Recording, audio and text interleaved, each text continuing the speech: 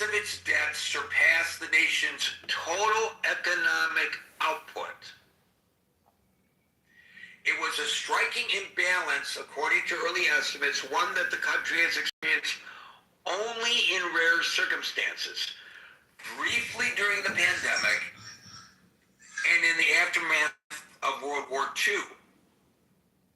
But, the New York Times reports, the development barely seemed to register in the nation's capital, where few policymakers bothered to acknowledge the latest warning sign about the government's poor fiscal health. The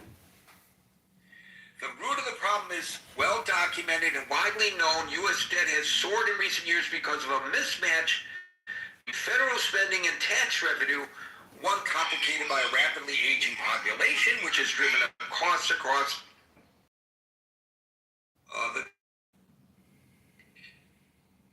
by the way, this was something that the president promised to address, both in his future and in the current term. And we are easily fooled by the politicians who point fingers one at each other's party over this issue. Given the fact that both parties spend like drunken sailors, there is zero concerted effort that I can see on the Hill or in the executive branch to address this government spending issue, which my entire lifetime, at least since I have been old enough to be aware, has been a problem which never really gets addressed.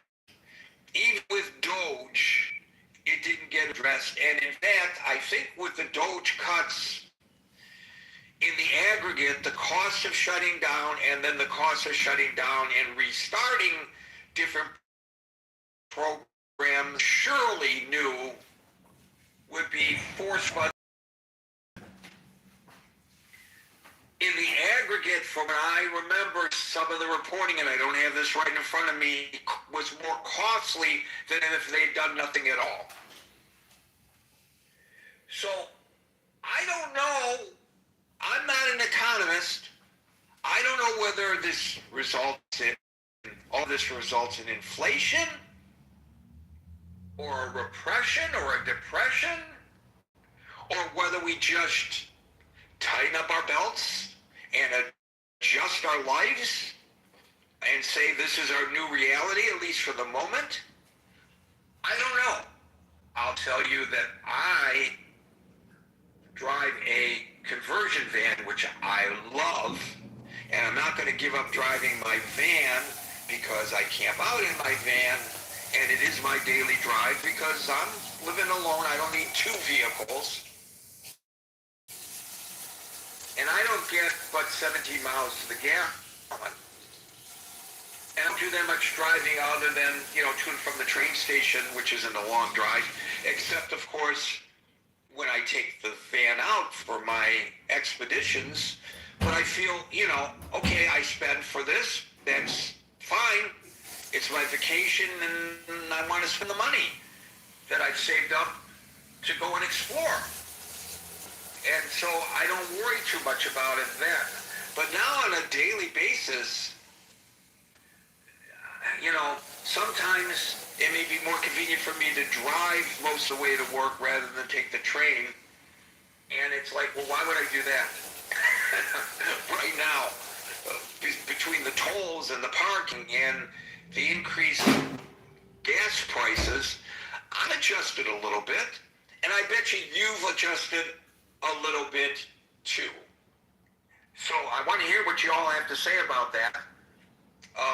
Folks in the audience, raise your hand. I know some people put their hands up and then took them down because I call you up one at a time now. So don't get frustrated. I will get to y'all. So today we'll start our discussion in the order in which I see folks, which begins with Marshall, followed by Scott. I can't talk too much about gas prices, but debt to GDP ratio means that borrowing as a federal government is harder, which means borrowing as a regular person is harder. It also means that we're not going to be able to spend as much, that we will be forced to cut down entitlements. That's some Social Security, Medicare, and disability, and SSID, along with Social Security. There's one other in the Social Security basket, but those are the largest growing portions of U.S. spending aside from service to the debt. And so we will be forced to make austerity cuts within my lifetime. What I really get out of all of this is, I don't mean this in an offensive fashion, I mean in kind of a playful fashion, but a peaceful fashion. Your generation and the next generation screwed my generation 10 ways from Sunday by not being able to control how much we spend. And it is as somebody who's 35 and millennial, it's a little hard. Oh, no question. Your assessment is accurate because these politicians, they want to kick the can down the road and get through their tenure without having to address these problems. It'll be the next Congress and the next Congress or the next administration and the next administration's problem.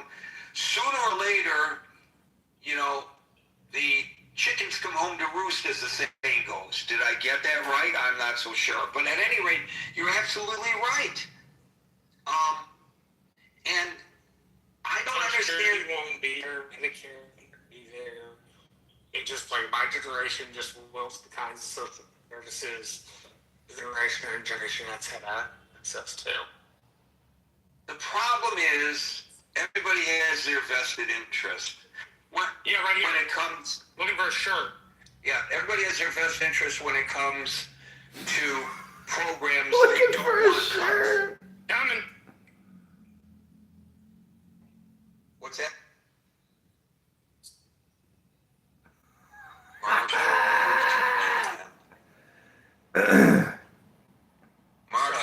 I'm helping prepare for an event for the Congresswoman, so I gotta fix something. All right. Yeah, you're breaking up. You're in and out, in and out, in and out. So, but anyway, the point is, Marshall is exactly right. Nobody wants their program cut. By the way, to that point, the board that the president appointed to oversee FEMA today recommended cutting the FEMA budget in half. In half. Now, maybe that's necessary based on our discussion today, but when they talk about cutting FEMA, a lot of people look at, well, we've been having serious weather events lately. We're going through a cycle, whatever the reason. I'm not going to get into the argument of the cause, whether it's a natural cycle or whether it's a man-made type of a situation. I don't know. That's not today's discussion. But we know that the need for emergency management assistance from the U.S. government is greater now than ever. Just last night or this morning, overnight, more than 500 homes were significantly damaged in Mississippi, a rash of tornadoes. I don't know, maybe we could say it's not the federal government's responsibility to address these issues when whole communities get wiped out by floods and tornadoes and hurricanes. It's your fault for not having insurance and in terms of immediate recovery efforts. Well, the church groups can come in and take care of that. We don't need FEMA.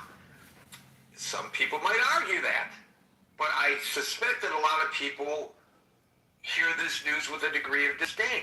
So where do we make the cuts in order to address the debt situation?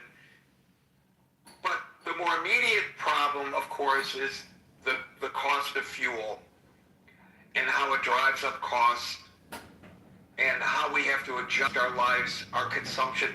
By the way, I saw a story also the other day, again, I don't have this one in front of me, but I'm just recalling it now as I speak about restaurants having to lay off staff and restaurants that are actually closing.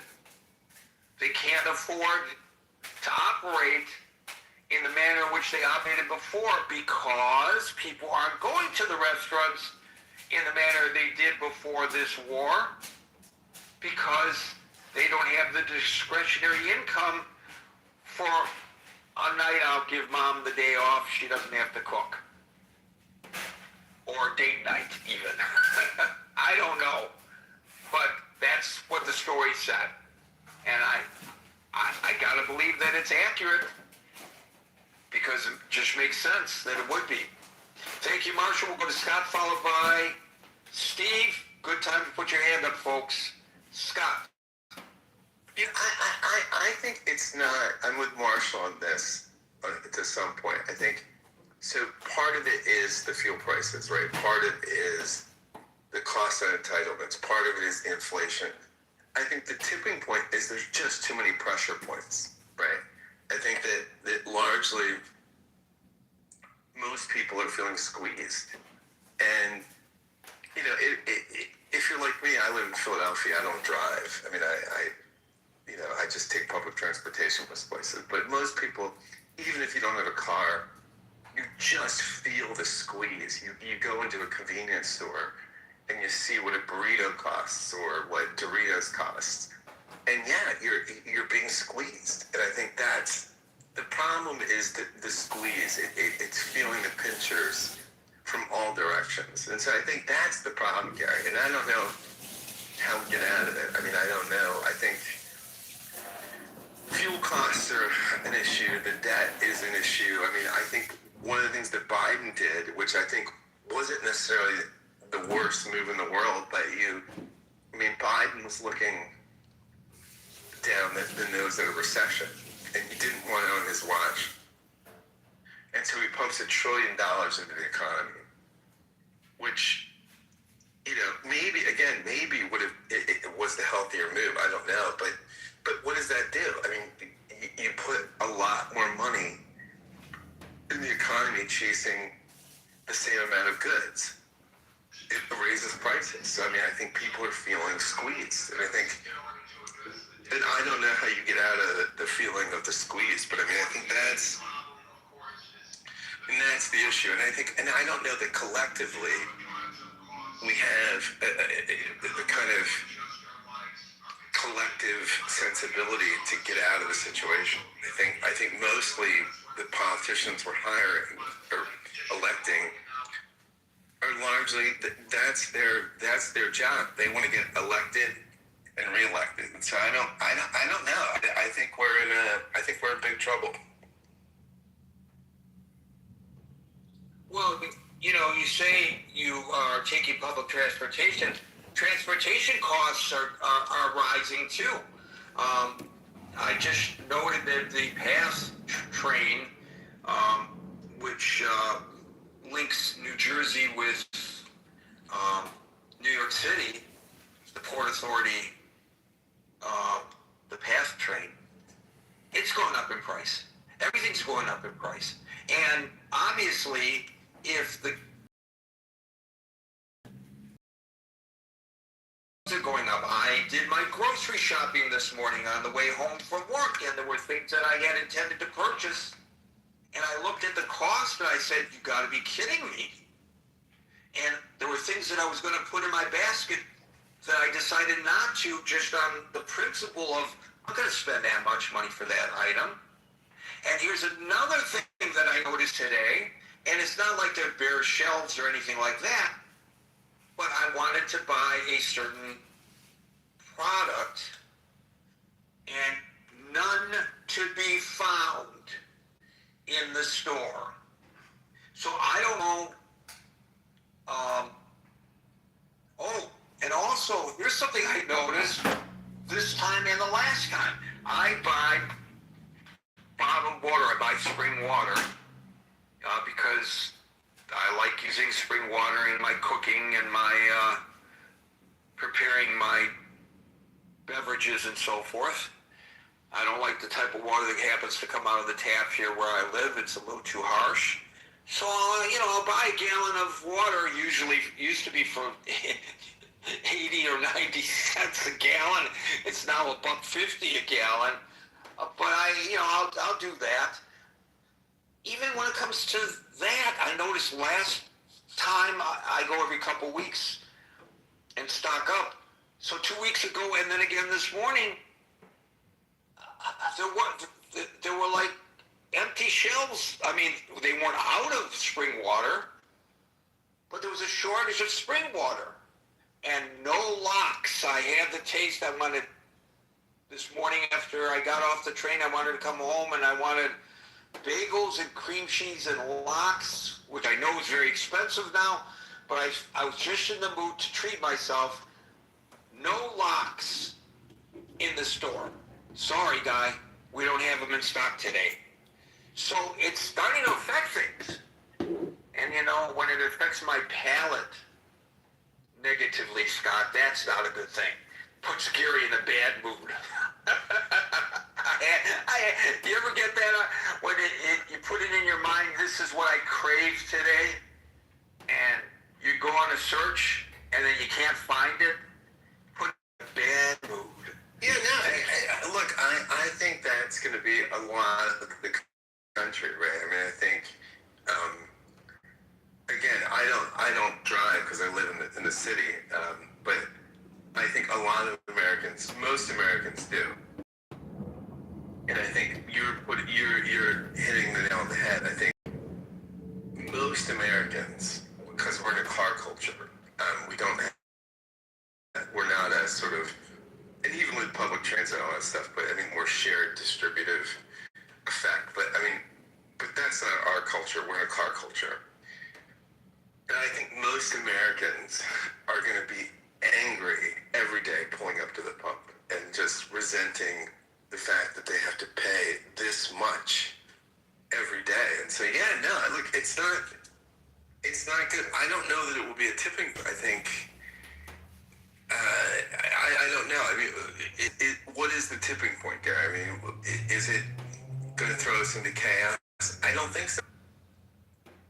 I think largely we'll stay in a sort of inflationary economic situation where prices continue to go through the roof, where we play our partisan games, right? And that's what we do. I mean, what my party is gonna definitely win the midterms. And what will we do? We'll investigate the administration. We'll have hearings, all this stuff. But nobody's gonna problem solve until the thing collapses, because that's not, we don't have politicians that are problem solvers, they're creative. So it's just we will just do management. And so that will be, I don't think it's gonna get better until it gets. Thank you for that, Scott. I don't know whether there will be pitchforks and lanterns lit, torches lit because of all this.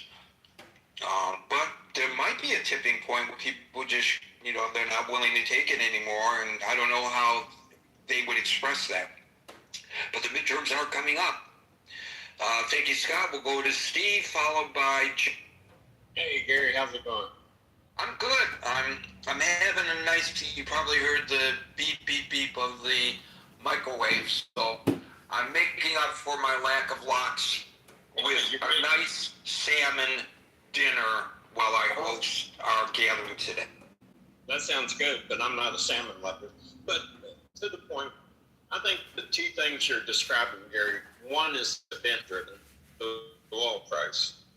The second is a structural issue, which the event-driven can bleed into the structural temporarily, but it's not the long-term issue here. And I think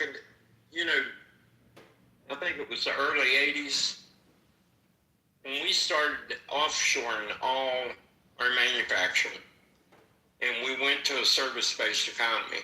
And your town actually is an example of what could have contributed to this.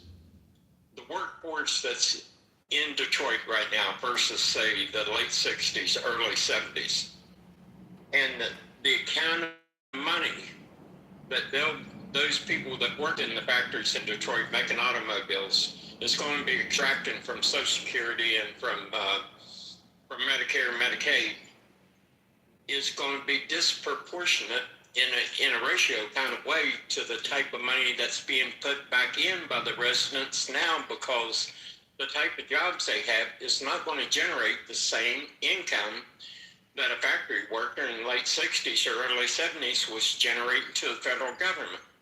And here's something else too that just amazes me. When this whole thing first started, me and my wife was having a conversation, and I told her, and this is really true, you cannot become wealthy as a country without making something. You have to have a manufacturing base to produce wealth.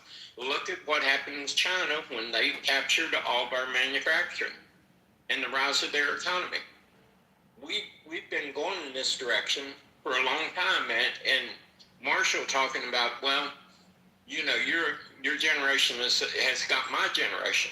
Well, in a sense it did, but the people inside that generation didn't offshore all these manufacturing jobs over to China. And this is what is disconcerting to me, is when Trump talks about trying to reinvigorate the manufacturing base inside the United States through different pressure mechanisms, where people can start finding a better job than, say, working at Walmart and having to get food stamps to live. How much do you think that's going to supply a structural issue in the deficit? Not much, because they're not going to be putting in as much, and they're going to be extracting resources to feed themselves. So this is a structural issue that's been going on for a long, long time. And what we've done, we've been living off of a credit card, and payday's coming. And you know, here's what's just totally blows my mind. Within the federal government, you know there has to be a lot of waste and fraud. And when we had this Doge thing, maybe these guys didn't do it correctly. But the idea, and this isn't, you know, you look at the highlighted issues like what we see in Minneapolis. That's just a symptom of a much broader problem. You can probably go into the Defense Department and the budget they have and the contractors they have. You know, everyone's heard about the $300 hammer. Well, when you get in these kind of shapes, you got to go through these systems. You got to root out the waste and abuse to where you really find out what the true structural problem is. You know, how big is it? Well, you're not going to know until you get that thing lean and mean. So I think what we're talking about today, as soon as the Strait of Hormuz is opened up and ships start flowing again, and we see equilibrium in the oil supply, and the futures traders aren't so paranoid about what's going to happen tomorrow in the Middle East, you'll see this oil price thing bounce back real quick. The other issue, though, the structural issue with the debt, is going to take some serious politicians, and it's going to take a willingness to tell the people the truth. If you don't have manufacturing in the United States, and you think people working at these service jobs is going to produce the type of income to the federal government that it takes to fund this stuff, you're living in a delusional fantasy. So I don't know how this isn't obvious to everyone. I don't know. What do you think about it? Well, I want to talk, you covered a couple of things. Here's what I think about us knowing about the problem with regard to government spending, because I don't know that the price of oil is going to fall very quickly, as you suggest. I hope you're right, and that the analysts that I quoted earlier are wrong. And I'm putting my money on you because that's what I want. I want it to fall quickly. But you talked about the government waste and how we've known about this all along. And I'm old enough to remember, and I don't know whether you are, William Proxmire. He was a Democratic senator from Wisconsin. And every month he issued his Golden Fleece Award. He did this from 1975 to 1988. Right. So he did it for a long time. Every month he brought examples of, you mentioned the expensive hammers, that kind of thing. Right. Ridiculous or ironic, wasteful government spending. Yeah. And he targeted projects he considered wasteful. And, for example, here was one that he did. The National Science Foundation. Your tax dollars were used, and I'm not saying we shouldn't have a National Science Foundation, Right. but your tax dollars were used, Proxmire told us, to fund a study on why people fall in love. That was the first Golden Fleece city. Yeah. You know? Why do people fall in love? There's a song that will answer your question for you a lot cheaper. Anyway, Right. the point is, we know about these wasteful spendings, and we laugh about them, or we claim that we're going to do something about it, but nobody does anything. I think the president tried with Doge, but I think it was not a very smooth way of doing it, and they went crazy. They can do anything that they want, and so that was a real big miscalculation. I think in terms of form, it might have sent a message, but in terms of substance, it did not. Yeah, the idea was correct. The execution was just wrong. But, when we talk about structural issues like this, until you really know how much fat is on something, you can't do a true analytical evaluation of the problem you're dealing with. And what kills me, and I think it goes both ways, because I think there's people that benefit from different things, like in the Defense Department. I could only imagine how much, waste is floating around there. And then in entitlements, you hear these stories of all the time of people renting these office spaces, no one's there. So I think there's got to be and Gary, I got to tell you, as someone that's dealt with some budgetary issues, this is partly our fault too, as Americans, because one of the hardest things that you'll see is when you talk to people about budgetary constraints, they look at you like, well, why can't we? Well, why can't we is because this is not monopoly money, and these same accounting principles and same business principles that run a company run a government. You got to have some financial clarity to what you're doing. And people will get involved in government projects, and it's like I know what it is, because there's no accountability to failure. That's why these government programs get out of control, because like I used to run a small trucking company. If I made bad decisions, I would go out of business. If you're in government and you make bad decisions, you just tax people more. You never have to feel the pain of your decision making. And until we get something like that going, we're in bad shape. But I think one is an event and one is structural. I'll leave it there. So it's not as if there aren't organizations within government whose job it is to watchdog all of this. There are. There are more than 70 federal inspectors general. Although Trump, which I don't understand it, given that he wanted to cut all this wasteful spending, he got rid of a bunch of inspectors general. But across all the major federal agencies, each of them has a inspector general, and there's the Government Accountability Office, which is the primary watchdog. Each audit federal spending. they identify waste, they root out fraud, abuse, and mismanagement. Great. But as you point out correctly, they have no authority to order changes. They just report them. And apparently, in spite of the fact that this administration wanted to cut the federal spending, with this Doge thing, which, as you and I both recognize, kind of backfired. At the same time, they were eliminating inspectors general because, I don't know, I guess some people don't want to know that they have a serious or terminal disease. So they don't go to the doctor, or fire the doctor who gives them the bad news, because that's not what they want to hear. I understand that. There's a psychological reason for that.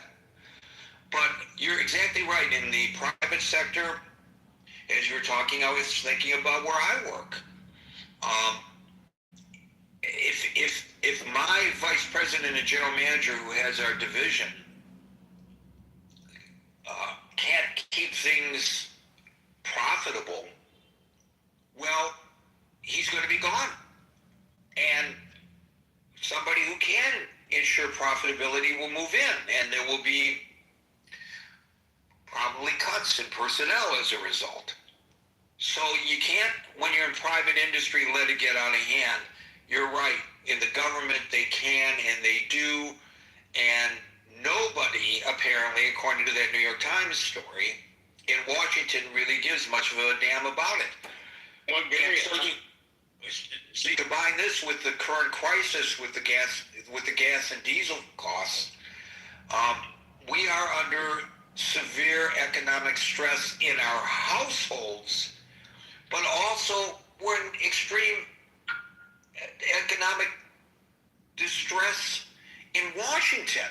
You combine the two, and I don't know, again, I'm not an economist, but it seems like that's a recipe for absolute economic disaster in this.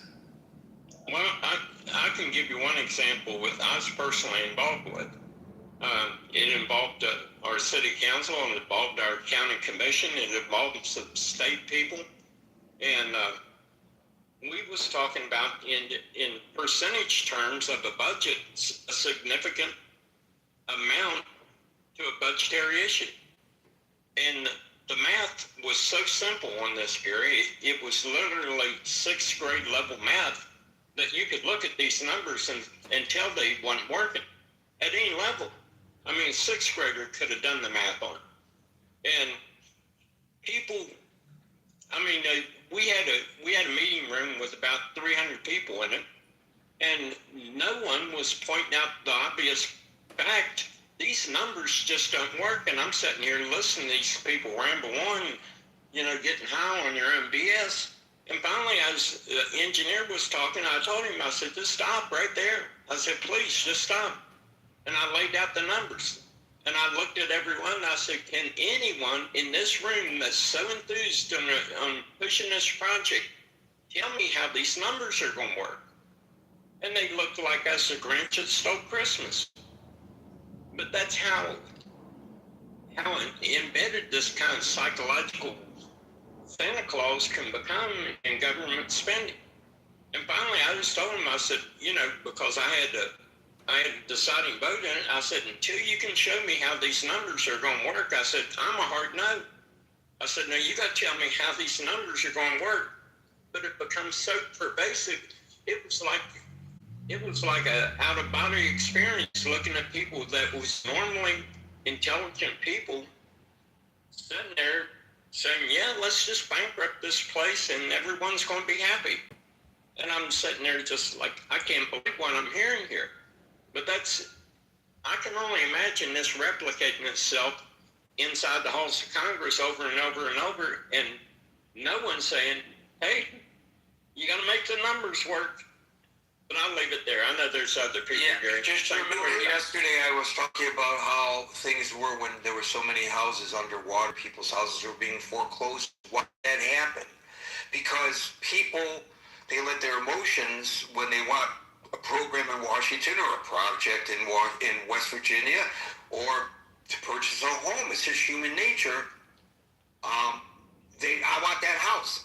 I fell in love with that house. How can I make this work on my salary? And the realtor says, oh, we can figure out how to make this work, because the realtor wants the commission. And then the mortgage company issues paper on a house that you're a poor risk for. And maybe you make it through, or maybe you don't. And it's just kind of like human nature, and we have to have the fortitude to stand up and draw a line and say, I love this house, but I just can't put the money together. I have to get something a little more modest. But if you have a project in Washington or in West Virginia that you really, really, really, really, really, really want, you might ignore all of those realities. So I want to say thank you to Steve, and go to William. By the way, can I just make one comment? I think there is a number, right? It's 60. It's about 60% of debt to GDP. I mean, there's a level where we could function. I mean, it's not. If we can get to 60% of debt to GDP ratio, but we're now functioning at over 100%. I think we're close to. I think we're close to 200% or something. That's the problem. I mean, what we'd have to do, but no politician will ever get elected by saying, "Hey, I'm Scott Jones. I'm going to run for Congress, and my project is going to be to get us to 60% to GDP to debt ratio." No one's going to do that, and that's fundamentally the problem. I mean, it's not an issue that will sell. It's the issue that's going to kill us. But people just don't know how to talk about it, and I don't know how to talk about it. I mean, it's the critical issue, but someone needs to tell a story about the debt to GDP ratio, and I don't know how to do it. But that's the critical issue. Well, the thing is, everybody has, I forget who said it, maybe it was Steve that said it. These guys and gals, they all want to get reelected. Maybe it was you that said it. But anyways, they want to get reelected. So they have to bring home the bacon. And so I have a bill before my fellow members of Congress, and I'm trying to whip up support for the bill, and you come to me and say, I'll support your bill, Gary, but I need something for my district. I need something to come home to my people. And that's when these make-up projects get approved by Congress. And this is when people end up, building these bridges to nowhere and so forth, in order to pork barrel things to garner the votes that they need to pass the project that they really want to see cleared to Congress. So as long as we have that attitude, it's just going to kind of continue, I think. We'll now go to William, followed by Marcus. Thank you, Steve. So I'm with Scott, and actually, Scott, if you want to run for Congress, you can win on a cost-cutting issue of take back our streets in Philadelphia, because banning the Philadelphia Parking Authority would get you elected. Very expensive. It's a tax on The executive director of the Philadelphia Parking Authority makes more than the governor of the state. It's like a mafia racket, and they're playing around with a lot of things that the room would not be interested in. But that will get you elected to Congress in Philly. And I'm going to ride my bike over to the Mexican store and get some tacos and beans and rice. So I'm not worried about how much fuel I'm putting in my car, because I don't move my car. If I move my car, I can't find a space and I'll get tickets, and they're very expensive. But the cost is being driven up, I think, more locally in Philadelphia by the cost of diesel fuel, because everything gets trucked in here. Some things come by rail, But the trucking and the cost for the truckers is going to drive up our prices on the fuel.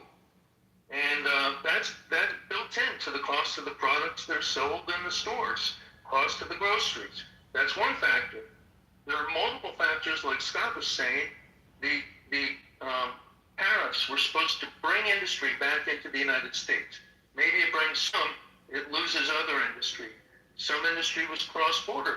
Some industries are establishing themselves in Canada rather than the United States for a variety of reasons. And like the Griffin factories that are scheduled to go up in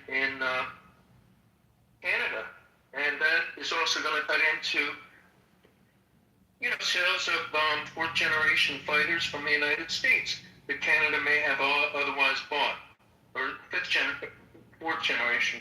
But there's a lot of things. The tariffs discourage business in some cases from coming to the United States, but they also, there's not a lot of new projects that have opened here, and they also drive up the cost of labor, because there's a lot of jobs that Americans really don't want to fill, and farmers not only are suffering from the tariffs, but they're suffering from the immigration policies, because a lot of our workers are, or what used to be our workers, who were living honestly and not committing crimes and paying taxes. A lot of them are being kicked out of the country. And when you drive up all the costs for living, it's going to discourage young people from having kids, or they'll put it off until later. The birth rate is way down. Right, and that is going to cause a demographic problem. So we'll actually need more laborers in the long run.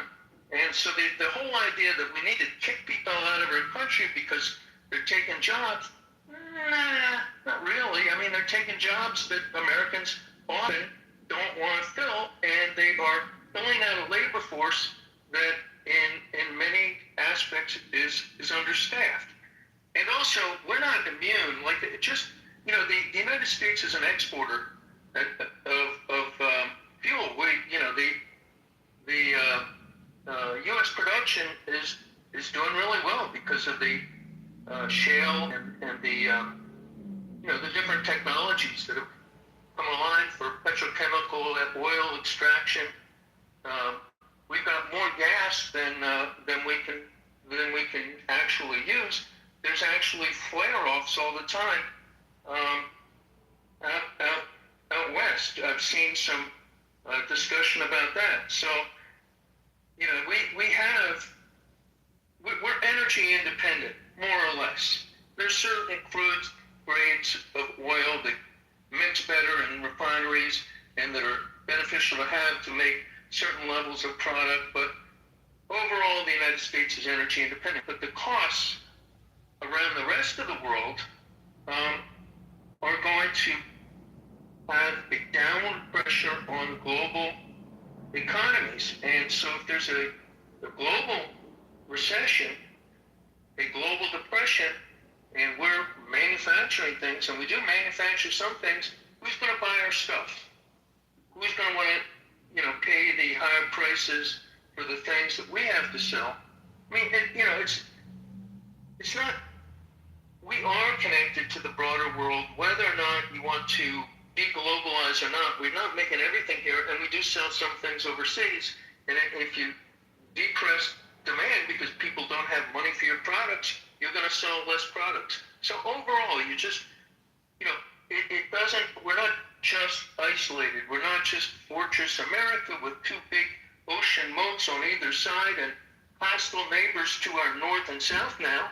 But, we have, we've lost a lot of trade. We've lost a lot of tourist trade for people that don't want to come to the United States from Canada because of the basically grotesque activities of the ICE agents and the hostility towards foreigners and the xenophobia of Americans and the tourist dollars are way down.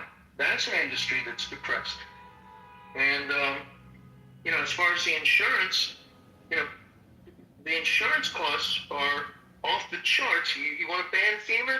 Terrific. How much is that going to drive up the cost for the almost uninsurable residences in South Florida?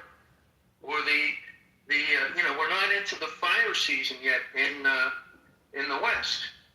All these things, we have people that are working in government that actually provide value. They're not all just, do nothing, waste money jobs. They provide value. They provide value for the American people. And it's not just in the north and the coast, but, in the south. We're going to get hit with hurricanes. It's going to happen. Whether or not you want to believe it's related to global warming or not, it's still going to hit. You can believe it when the tide rises and the water crests over the walls. So, FEMA provides a really essential service for states, regardless of political affiliation. So, that's going to hurt. That's going to drive up costs in one way or another. And it also put people out of work. You're circulating less money in the economy. People are buying less stuff. And that has ramifications. So, you have to actually, I'm a lawyer. I'm not an economist. I just read things. But, a lot of these things are going to turn around and bite us in the ass. And that is a legal term. So, it's just a lot of things that are happening that are going to depress the economy. They're going to cut into real estate prices and might lower the quality of life for us and for our kids that want to start families. And that's going to be a problem. So you mentioned the immigration issue and jobs, etc. One only needs to look at Japan. Japan was very, very tight on immigration because they want to maintain a homogenous society where everybody is Japanese.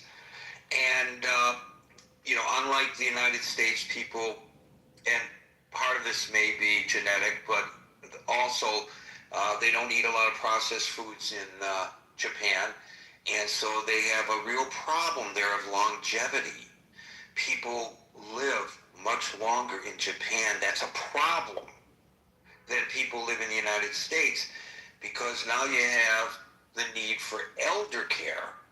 And with the birth rate being as low as it is in Japan, they are now going to other countries in Southeast Asia and encouraging people to come to Japan for long-term employment as caregivers. And of course, when people come in from other countries, there's a chance that there will be commingling, and the genetic base of the country changes somewhat as a result of the study that we discussed People love earlier. their neighbor. People love their neighbor. Why do people fall in love? And that could have been sponsored by the CIA or the FSB. That could be valuable information. Why do people fall in love? Right. So we're going to see that here. We're going to see a complete shift from the current strategy on immigration, I believe, as our country continues to age and the birth rate is such that we don't have a lot of young people, especially young people who are predisposed to doing elder care. And my prediction is, you guys can write it down, especially those of you who are young enough to be able to track this for a number of years, beyond the years that I will be able to track it. You will see a huge influx of Filipinos into the United States who will come here to become caregivers. They will leave their children home with the grandma and the grandpa, and they will make money, and they will send a good portion of what they make back to the Philippines as a way of providing for their family and improving their life. And if they are lucky, they too will find someone to fall in love with. As the study, we could go back to that first study, the National Academy of Sciences study, why they fall in love. Thank you, William. We'll now go to Austin, who fell out and came back. Oh, Marcus, are you in a hurry? No, Austin followed by Marcus. Marcus left. Go ahead, Okay, cool. Austin. I'm so glad that Williams.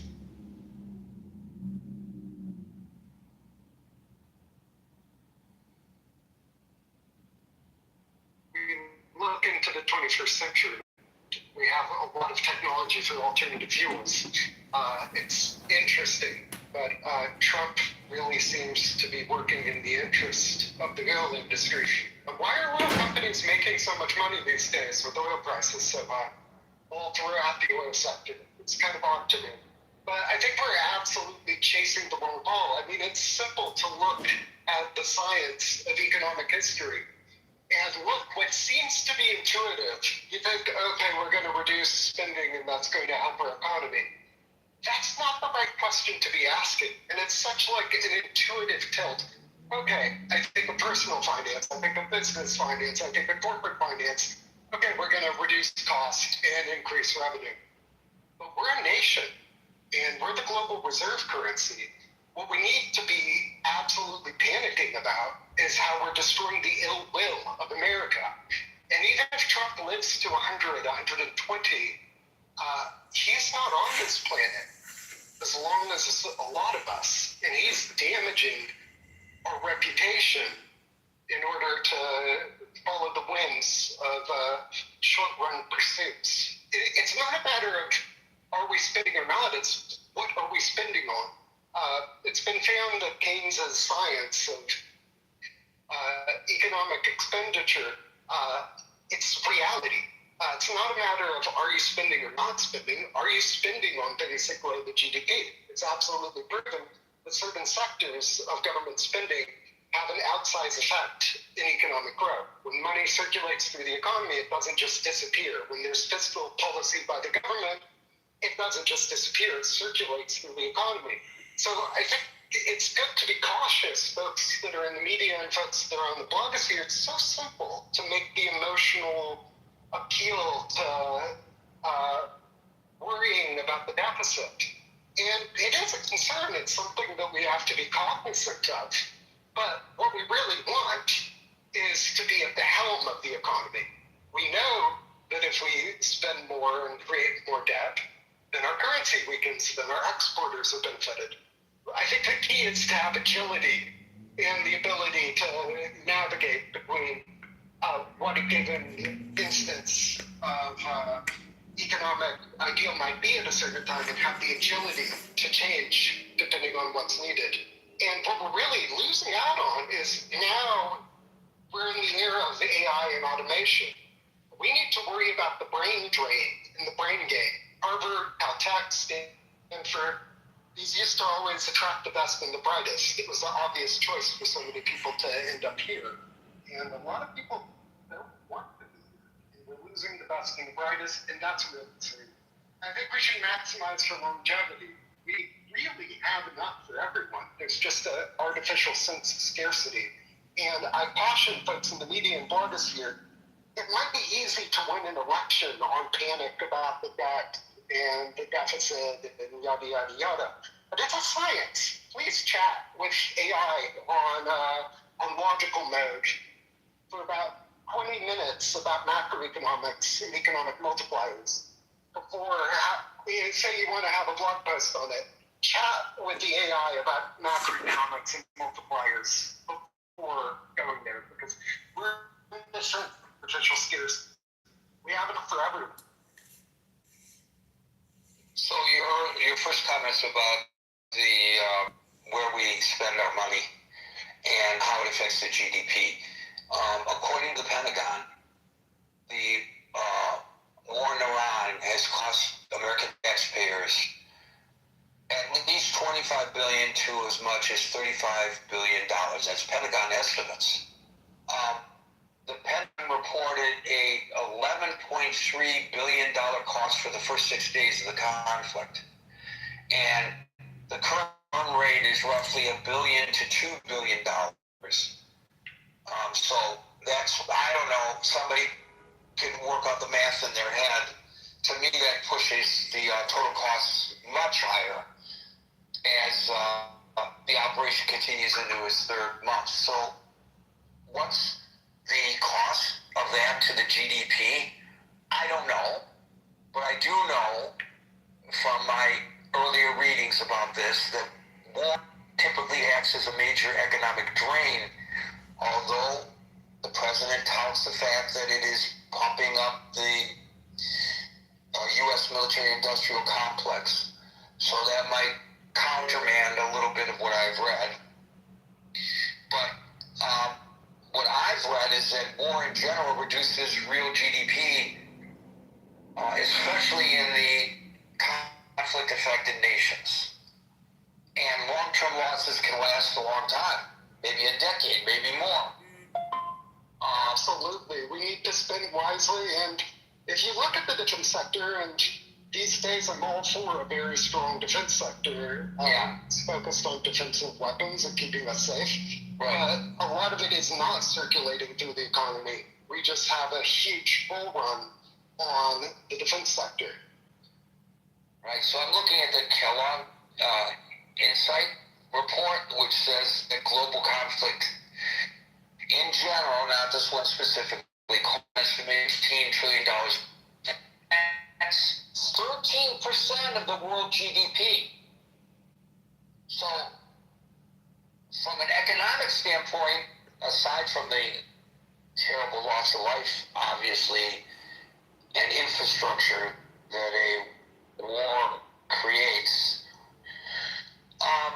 like the song goes, you know me, I always go back to the lyrics of the songs. War, good God, y'all, what is it good for? Absolutely And nothing. Nothing. And if we were... But the actor is here. Yep. Take a look. And if we were spending that curing every cancer, think about how that would, just intuitively think about how that would circulate through the economy, through the doctor's offices, through the medical companies, through the longevity. Let's focus on robotics, that build a utopia, senior care robotics, longevity in the health sectors, because those grow the economy massively. Look at Denmark's economy. Thank you, everyone. Well, it's getting a little bit weird with the robotics. In South Korea, they've just ordained the first robotic monk. So I don't know if this is a joke that they were doing or whether they really think that monks can replace, robots can replace human monks in their religion or Gary, spiritual. you're scaring me. You're terrifying me. Here. What's that, Scott? You're terrifying me now. Dude, it's your own damn fault. How many of your fellow ministers have turned AI to write their sermons, lazy bastards? It happens all the time. It's brutal. Yeah, it's brutal. Come on. What, we can't separate our own words? This, because people have to speak. And I know sometimes people are quoting AI, I get that. But generally speaking, people are speaking their truth to the room. They're not speaking ChatGPT's truth to the room. Monsef, followed by Daryl. Thank you, Gary. Hey, what made me come up is a previous speaker on stage on some basic laws of economics and how they make a country work and all that. I wanted to acknowledge William and Austin's comments. They were spot on. I don't mean to pick on our friend in West Virginia, but when your idea for a success is that you can get ahead to do something, it's very vague. There is a concept economics called the comparative advantage concept. You make what you're good at, because otherwise you'll be wasting your time in doing stuff that is, below your skill level. And by the time you get to produce it, even if it's produced locally, you're not going to be able to sell it because it's going to cost you too much. And that's the basics of international trade. We let other countries produce what they can produce at the best cost that they can do it. And we produce a lot in the United States. We have the comparative advantage of producing some of the best technologies in the world. We specialize in that, and that's our thing. It doesn't make sense to stop producing F-35s and go to build manufacturing, factories in West Virginia, Ohio, whatever, to make, brooms and kitchen, whatever, or t-shirts or clothing, because it has this idea that politicians talk about. We're going to build factories. We're going to get your unskilled workers to work, and they're not going to make a living because no one is going to be willing to buy a $40 broom, and no one will be willing to buy a $50 t-shirt. That's why when you buy your t-shirt, it doesn't say in the back made in Japan. It's made in Bangladesh or made in places where Bangladesh and Vietnam. Yeah, Bangladesh, Vietnam, but there is an idea that it makes sense for Levi's or whatever to go to places like that. It's a great situation. You got a cost of living that is lower, that is cheaper. It makes sense to send you work there. They get to feed their families or whatever. Yes, sometimes it gets a little crazy with manufacturing like that. A little, good dalliance, I guess, is necessary to make sure that you don't get into, slavery and stuff like, child labor and stuff like that. But, And the infamous fires in the Chicago factories, right? Yeah, but the reality is, someone can live on $100 or $150 salary, monthly salary in Vietnam, Bangladesh, China, and make t-shirts. But if you do that same job in the U.S., you'll have to pay him at least minimum wage. And the guy from West Virginia, I bet he's not willing to go to Walmart. It won't be a Walmart because Walmart is all China. And go and spend $15 for a. And that's why these empty, promises by our politicians, we're gonna build factories. Well, factories of what? We do have factories. We gotta build product that we can be good at and sell with an added value to both the economy and to society. Anyway, enough of that. So I mean, it's little courses sometimes in your free community college would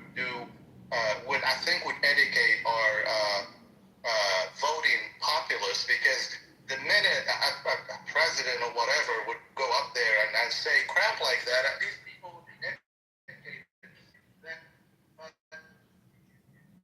say in the beginning of whatever, we're gonna build factories, but it's not necessarily gonna benefit society. I want to go back to gas prices and why they are expensive. I don't know if Gary, you saw the report by the Washington Post today, I think, that it was a report that was that the CIA, has given to the administration about their, what they see in. Right. Yeah, I actually posted something about that in the chat, which is linked above.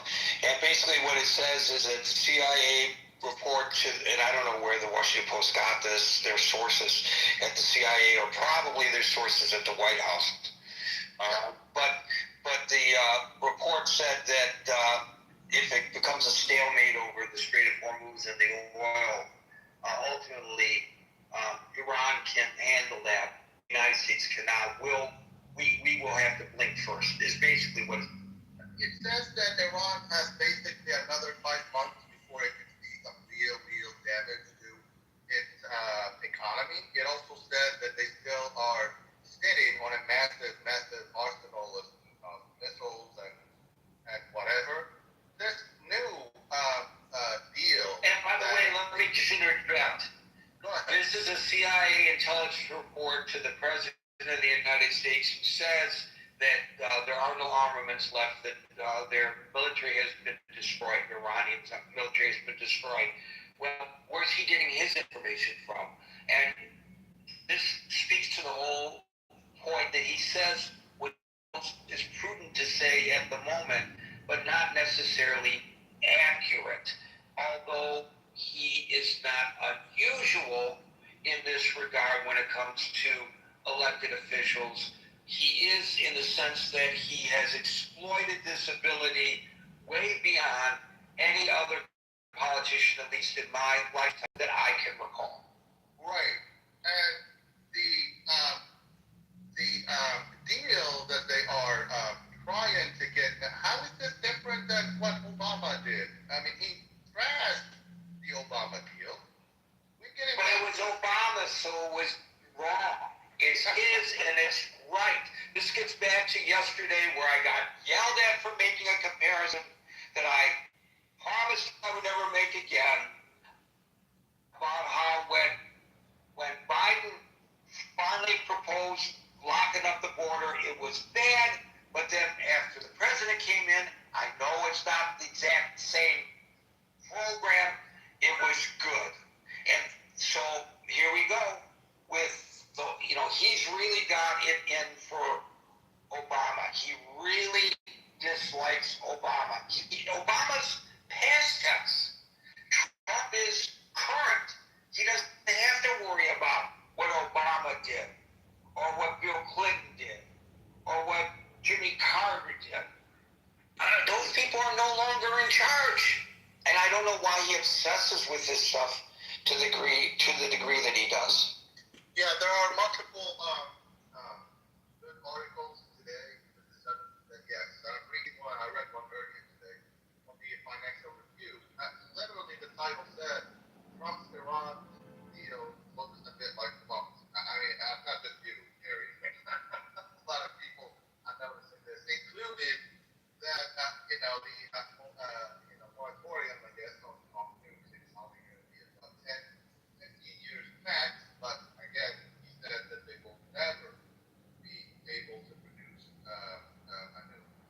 Now we're giving them time, but then after that, they are allowed to enrich to a level where they actually can use it for to arm a nuclear head.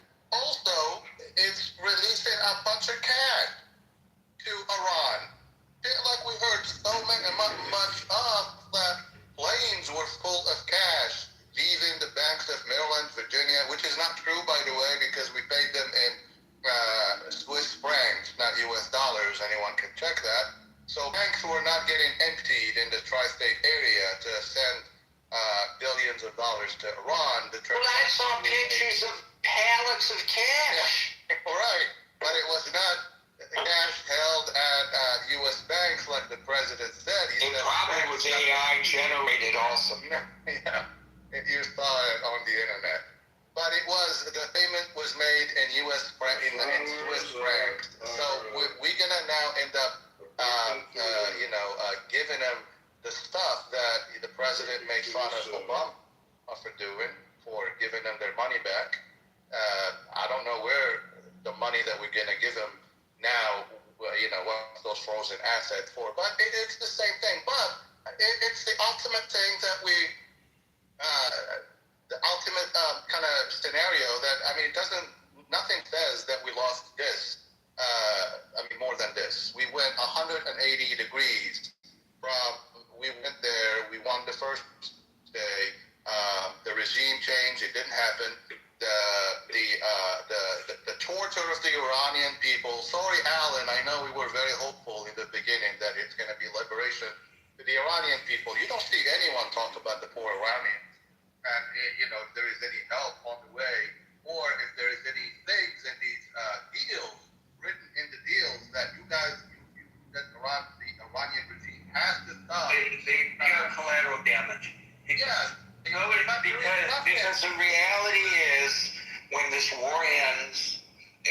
regime change, and the chances of there being a regime change are very dim, I think, is what you're saying, and I would agree. That's right. It's going to be retribution time for all those people who we encouraged. Our government encouraged them. Now, they may not have needed our encouragement, but our government encouraged them to take to. We encourage them to do so. So let's just remember that if in fact, and I hope I'm wrong, that mass executions occur and mass incarcerations occur because people simply went to the streets to protest the regime. We have some culpability in what happens to them as well, in my opinion.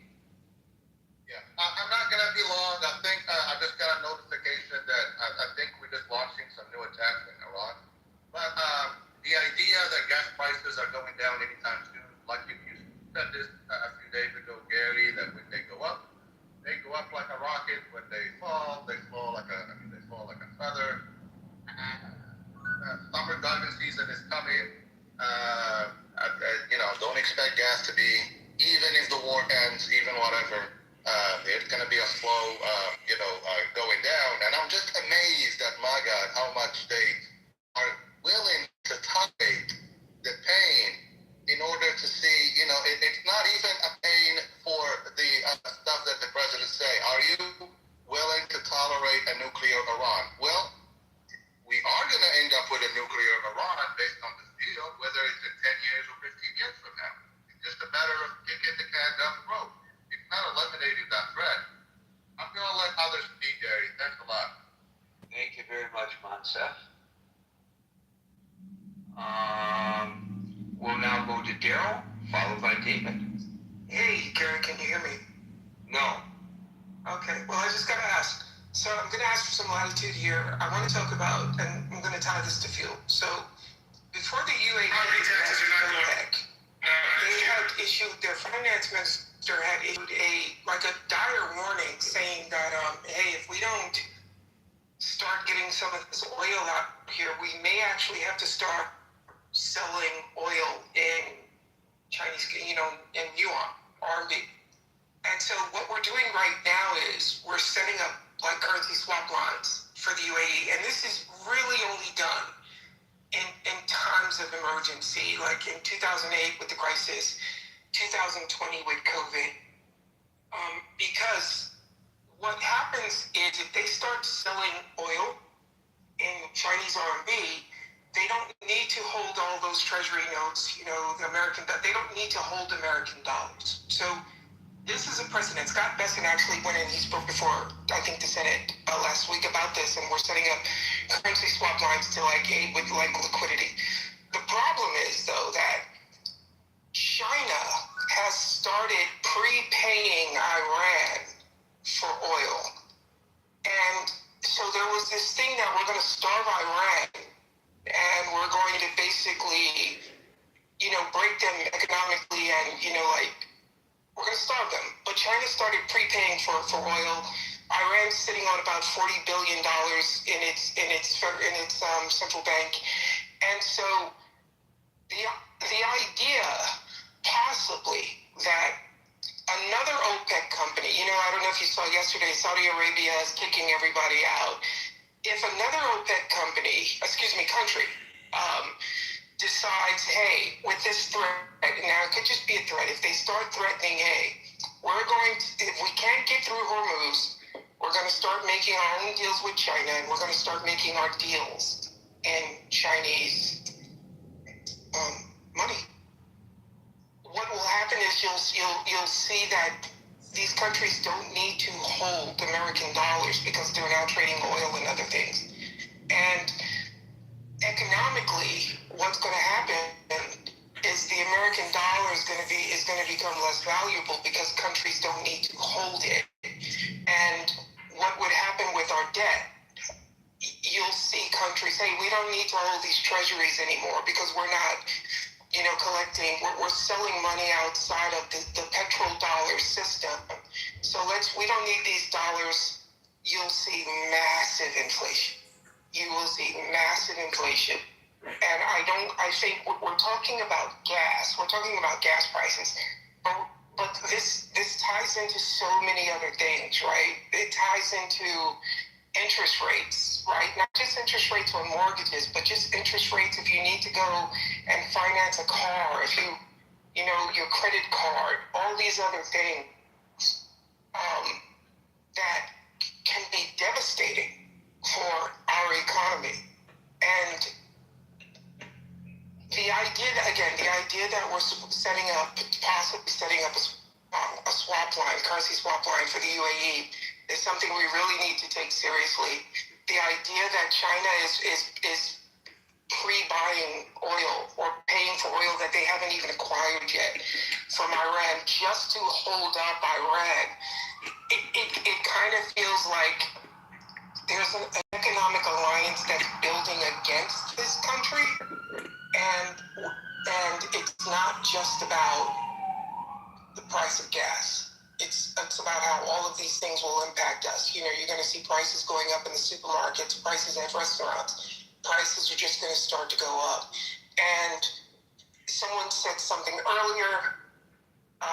What was it Monsef said? Monsef said something really, really brilliant, but I lost it. That's all I wanted to say. We need to start thinking about not just the price of, you know, the cost at the pump, but what is happening globally, economically. And the UAE leaving OPEC is not a good sign for the future of the American dollar. That's all I want to say. Thank you for that, Daryl. Shane, we've been trying to invite you up, and Francine also, but it's not working. I know you were up once. Maybe if you leave the room and come back and try again, we'll be able to bring you up. It's a technical issue. Monsef mentioned about he just got an alert about attacks. I've got that information for you. U.S. forces, this is according to the U.S. Central Command, targeted Iranian military facilities they say were responsible for launching a series of unprovoked missile, drone, and small boat attacks against American warships transiting the Strait of Hormuz. Interesting, given the fact that they denied that our ships were under attack. Just want to point that out. I remember that, guy. I remember. What you had said earlier about the CIA and that memo that dropped earlier. You know, Chuck Schumer said something a couple of months back. He said, don't mess with the intelligence agencies because they can screw you 6 ways to Sunday. And no matter how powerful you think you are, leave the intelligence agencies alone. And I think this is the intelligence agencies flexing their muscle. Just a well, we don't know whether that leak came from the White House or the intelligence agencies. Both are possible. Let me go back to what CENTCOM said. I'm going to quote from their press release. U.S. forces intercepted unprovoked Iranian attacks and responded with self-defense strikes as U.S. Navy-guided missile destroyers transited the Strait of Hormuz to the Gulf of Oman on May the 7th. That's today. CENTCOM says that the Iranian facilities targeted include, quote, missile and drone launch sites, command and control locations, and intelligence surveillance and reconnaissance nodes. So, supposedly, the strikes were carried out at multiple locations. So, what this means, is this like a one-off? Or are we back at it? I don't know. If we're back at it, does that mean that the ceasefire has ended? Does that mean that the clock starts ticking again, even though it probably always was, but the president claimed that the clock stopped ticking on the War Powers Act? Does that mean that he has to go now before Congress for authorization? Will he go before Congress for authorization? I don't know the answer to any of these questions, to be honest with you. Thank you for that, Daryl. David, followed by Ching. Hey, Gary. Fantastic discussion, by the way. I think that we're headed for a cliff of sorts with this oil. I think that our Arab allies know that the Iranians can control the game here. Recall they're going back and forth forth with regard to letting us use their airspace. I'm referring to Saudi Arabia and Kuwait. They're obviously very concerned about the protections that we need to provide for them. The UAE, as was mentioned, is going alone on the OPEC game now. But Iran has a history of handling these issues. They have a history of, I heard an argument here that they can just start burning their oil fields and start shutting them down and waiting us out. There's all kinds of ways that they could play this.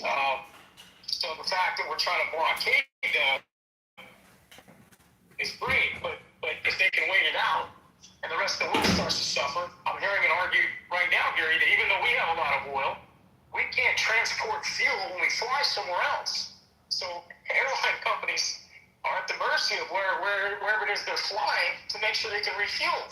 So who's going to want to get on a plane and go to a middle economy country like Vietnam or Thailand, where they could potentially be out of fuel and you're sandbagged in a country waiting this out?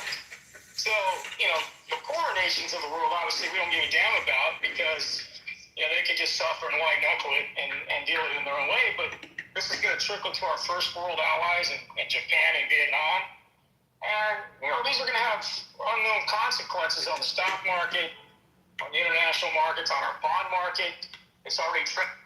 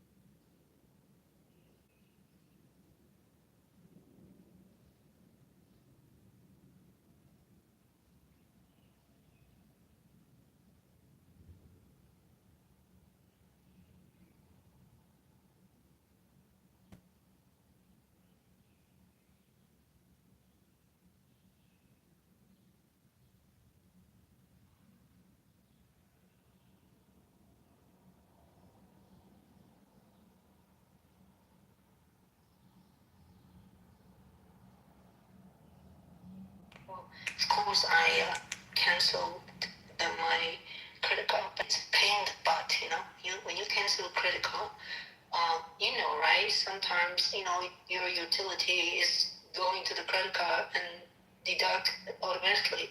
Now you have to call all the companies, to tell them the new card. So it's kind of a tedious and senseless work. Yeah. So is your title is are we at the fuel cost tipping point? And I hear Gary said you hope so. I deeply doubt it is at the tipping point. It's gonna go high, maybe go low a little bit. Yeah. So I think it's not tipping point. Okay, I'm done talking. Thank you, Ching. Appreciate that. Ching, Monsef mentioned that at $100, I don't know whether he said a week or a month, in China, people can live pretty well. Is the Chinese economy similar to that of Vietnam and Bangladesh, that it doesn't take much in U.S. dollars to satisfy the economic needs of folks? Well, I don't think you can compare to Bangladesh. I think China's price is going higher and higher, and it is the low price is like a street food, very yummy street food. I can eat lunch every day for $3. $3. Yeah. So I convert when I was in China, it was like $1 equals 7 Chinese yuan. So a really yummy bowl of soup is less than 30 yuan. So you figure, that is what I'm counting Chinese. Yeah, that's like $4, but the other thing is high, like a high end, they import lots of stuff, like Chinese people like to use a brand name, and this is like ridiculously higher than US, so it is people who are very well-to-do. They like to show off their status by dress, brand name shirts, outfits, and then carry brand name bags, and wearing tons of jewelries. And there's I don't know the percentage of how many wealthy people, and then you have very bottom class, and they probably can only afford to cook their own meal at home, not even go out for spending 30 yuan a meal, So yeah, and speaking of their salary, retirement salary is much higher now. About 15 years ago, my mom was retired, and her monthly stipend was 2,000 yuan. So you figure, yeah, not even $400. But today, people's retirement salary can go between 5,000 to 10,000, depending on your work, your class. If you are communist, long communist people, members, like my father was communist since he was 15. So they all passed away, my mom and father, so I can talk about them anything. And my father has very high salary because he's an old communist person. Therefore, he and his wife, they can afford to hire 2 nannies. Now, that is talking about low labor in US. I can't even hire someone come to me for 3 hours a day, when I have surgery. So that is a difference in China. You can feel really, you can get help if you have money, reasonable amount of money. We're not talking about a lot of money. Yeah. So I'm done. Thank you for that, Jane. So it's probably a mixed bag. It wasn't quite as simplistic as maybe suggested. Thank you. Pat, I guess you're going to get the last word. Thank you, Gary. Gary, you're always supposed to really enlighten program, and I really appreciate the way you run your organization. Thank you. I want to give you your flowers. So yes, I'm saying yes to that, but I'm not sure what the true tipping point is, and I think it's different for each person, right? And so for me personally, no, it has not affected me. Grace of God, right? However, I volunteer at a senior center here, and I'm in a small rural town on the coast of California. And so the price of gas is high, and definitely our truckers are complaining about, $7 diesel, things like that, are affecting, if they're not affecting yet, they will be affecting prices of food. And so where I'm going with this at the senior center, we have volunteers that do delivery of food. We have a meal program that do delivery of food. I did that in Detroit a lot, Meals on Wheels. Oh, yay! Ours is called Meals That Connect, and we do have meals in different towns nearby. And so the volunteers, most of them, most all of them are retired, number one. And so most retired people are on fixed incomes, some getting more than others depending on pensions and so forth.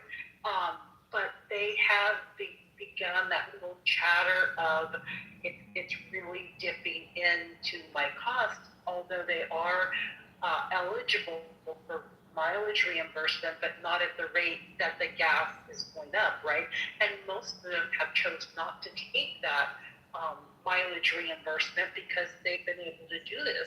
However, now they're saying, well, I have to start tapping into that reimbursement. And by tapping into that reimbursement, it does affect the bottom line of the meal program because, of course, the meal program is relying on that they're not going to tap into the reimbursement, which helps put money in the pot to keep the program going. So when the title and the question is, that tipping point, again, I'm going to say that tipping point is different for each person. And just think about our volunteers like you, Gary, and others that may not be able down to our seniors that only get that visit from one person each day. And I'm sure you understand what I'm talking about. So I'll leave it there.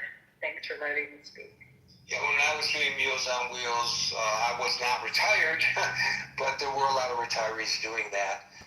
And I'm hoping that that's a good question. Maybe I should check with some of the Meals on Wheels programs whether they have volunteers dropping out because they can't afford the gasoline. That's an excellent point. This is what I love about our get-togethers. People bring up things that I've never thought of before. And that's one very much well worth looking into. Thank you, Pat. Matza, if you're back, go ahead. Maybe you get the last one. No, I just wanted to, clarify what said about the wages in Southeast Asia. National minimum wage, and this is a monthly salary. As of 2018, it was $72 a month. They had an increase in 2024, and now it's $113 a month. I would say that that's why big companies are going out there to manufacture, especially clothing items and stuff. China used to be in that bag a while back. They still have a big swath of the population that gets lower salaries, but they have, as you know, the clothing manufacturing companies have moved out of China. They diversified. Now they go into Vietnam, Bangladesh, all that. One, because China is moving up in the world. They have a middle class that is expanding, like Ching said. They have a middle class that's growing very fast. They still have a lower class that she said. For example, people that can afford nannies. Well, those nannies are not making a lot of money. So the numbers are out there. So I'll just say if there is a group of laborers that can work for you for $113 a month, it wouldn't make sense to produce the same stuff in West Virginia and have to pay someone $1,200 a month. The same articles that would be produced would be worth a whole lot more if you sell them that way. That's all. But the low wages in Southeast Asia is a reality. We're still, it's still out there, and a lot of Western companies are taking advantage of that. That's all. Thank you, Masa. Folks, there's some more breaking news that has to do with tariffs. It looks like the president's tariff program may be in jeopardy. If you go to the chat, which is linked above, I have linked to a story there about that. And also, I just want to remind everybody that we're going to be playing around with a live event twice this weekend.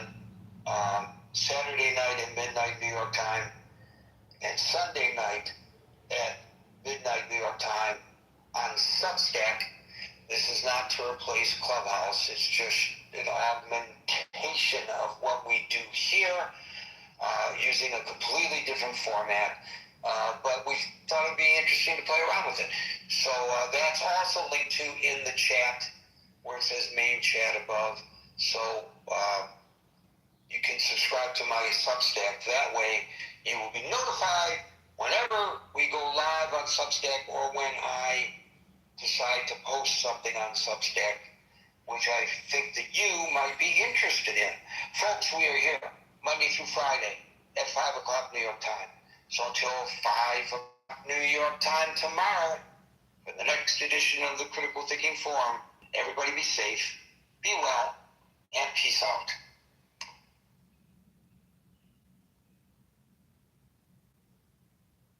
Whose name is Mike?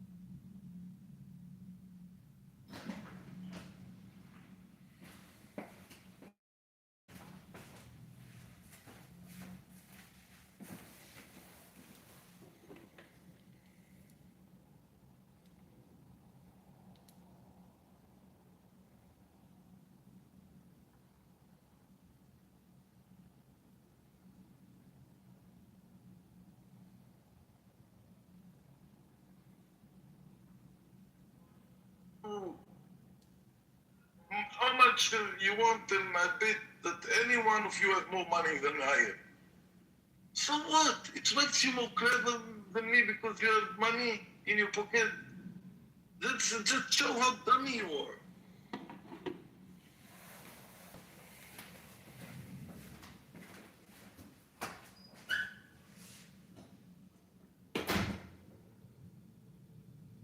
So the question remains, Amos, what side are you on? Whose side are you on? On this side of the war? Are you on the Iran side? You talk about Iran war, Israel war. Yes, right now, there's breaking news. Right now, we have breaking news that Israel has their jets up, flying to Iran to hit them. We know that the UAE has hit them a few hours ago, and that I think Iran is retaliating towards Israel. So question, what side are you on? To be honest, everybody happy that they take right now, even leftists like me support any war, because any agreement American will come with the Iranians is not good to Israel. Not right now. If they would come to agreement, it's like better for the American people and for all over the world, but it's the worst for Israel. All the profession says that right now to make agreement is not good. That's what I tell you what I see from the news, that's all. Can I ask you a question, Amos? And what is it that you're afraid of that is going to be bad for Israel? And I'd like to respond when you're done answering. Yeah, and I'm still a little confused about this. Any negotiations that America makes will be bad for Israel. Yeah, American cannot be armed to any good. In every point you look about Israel from the 7th of October, you look in Gaza, you look in the West Bank, you look in Lebanon, even in Iran. So by the time a little bit, what I heard from the CIA, that they have 30% they destroyed of what they had against Israel. Hezbollah state, the Hamas state, the Putin state. So what? So what Israel have from this war? Nothing. They have the same back in the 6th of October. Nothing. But it shows that also Israeli government that you support bring Israel to this awful situation. All right, I got you. I get your concerns, Amos, definitely. I do understand your concerns. But the negative, let me tell you, let me speak. Please listen. The negative image that Israel is getting right now is coming from a corner, which is the country, my country, that right now you're attacking the regime of. So when you take out the person that's spreading misinformation and propaganda, that's going to have a big difference. And you will have 90 million Iranians being thankful of Israel and America. And believe me, once they get their internet back, they're going to be thanking you guys.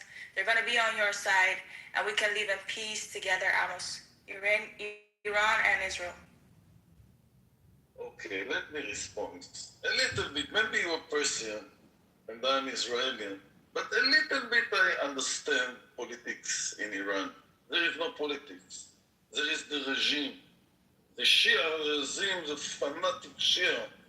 They know only and they spoke, not here, even they spoke in the other, the Hamas people, in Amir, they spoke about, they don't talk, they kill.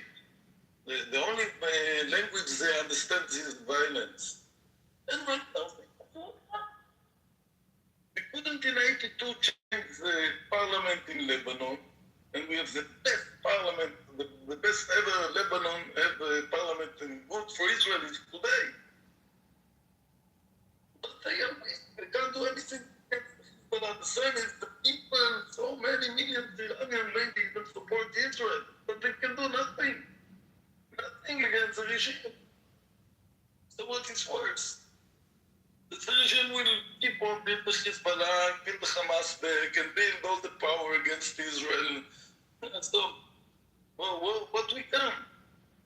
And so United States we'll make agreement that maybe in 15, 20 years, they will put the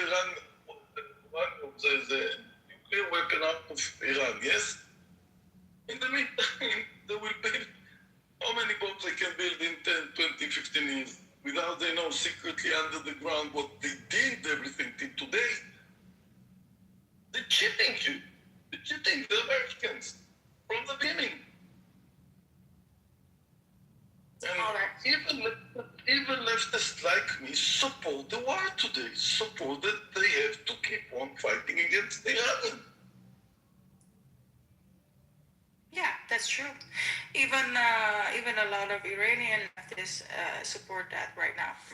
So the reason that the leftists that are also supportive of the former Shah of Iran are supporting that is because they know that they will be rising up again and they will be taking over they will take their country back again. So right now, not right now, of course, because there's bombs dropping everywhere and they've given the order to be safe and don't go out there. But it will be the Iranian people that will do the hard work and take down the regime, so that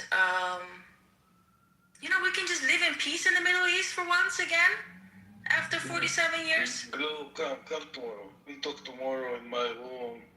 It is a better room to speak here. You have only Jewish Zionists here.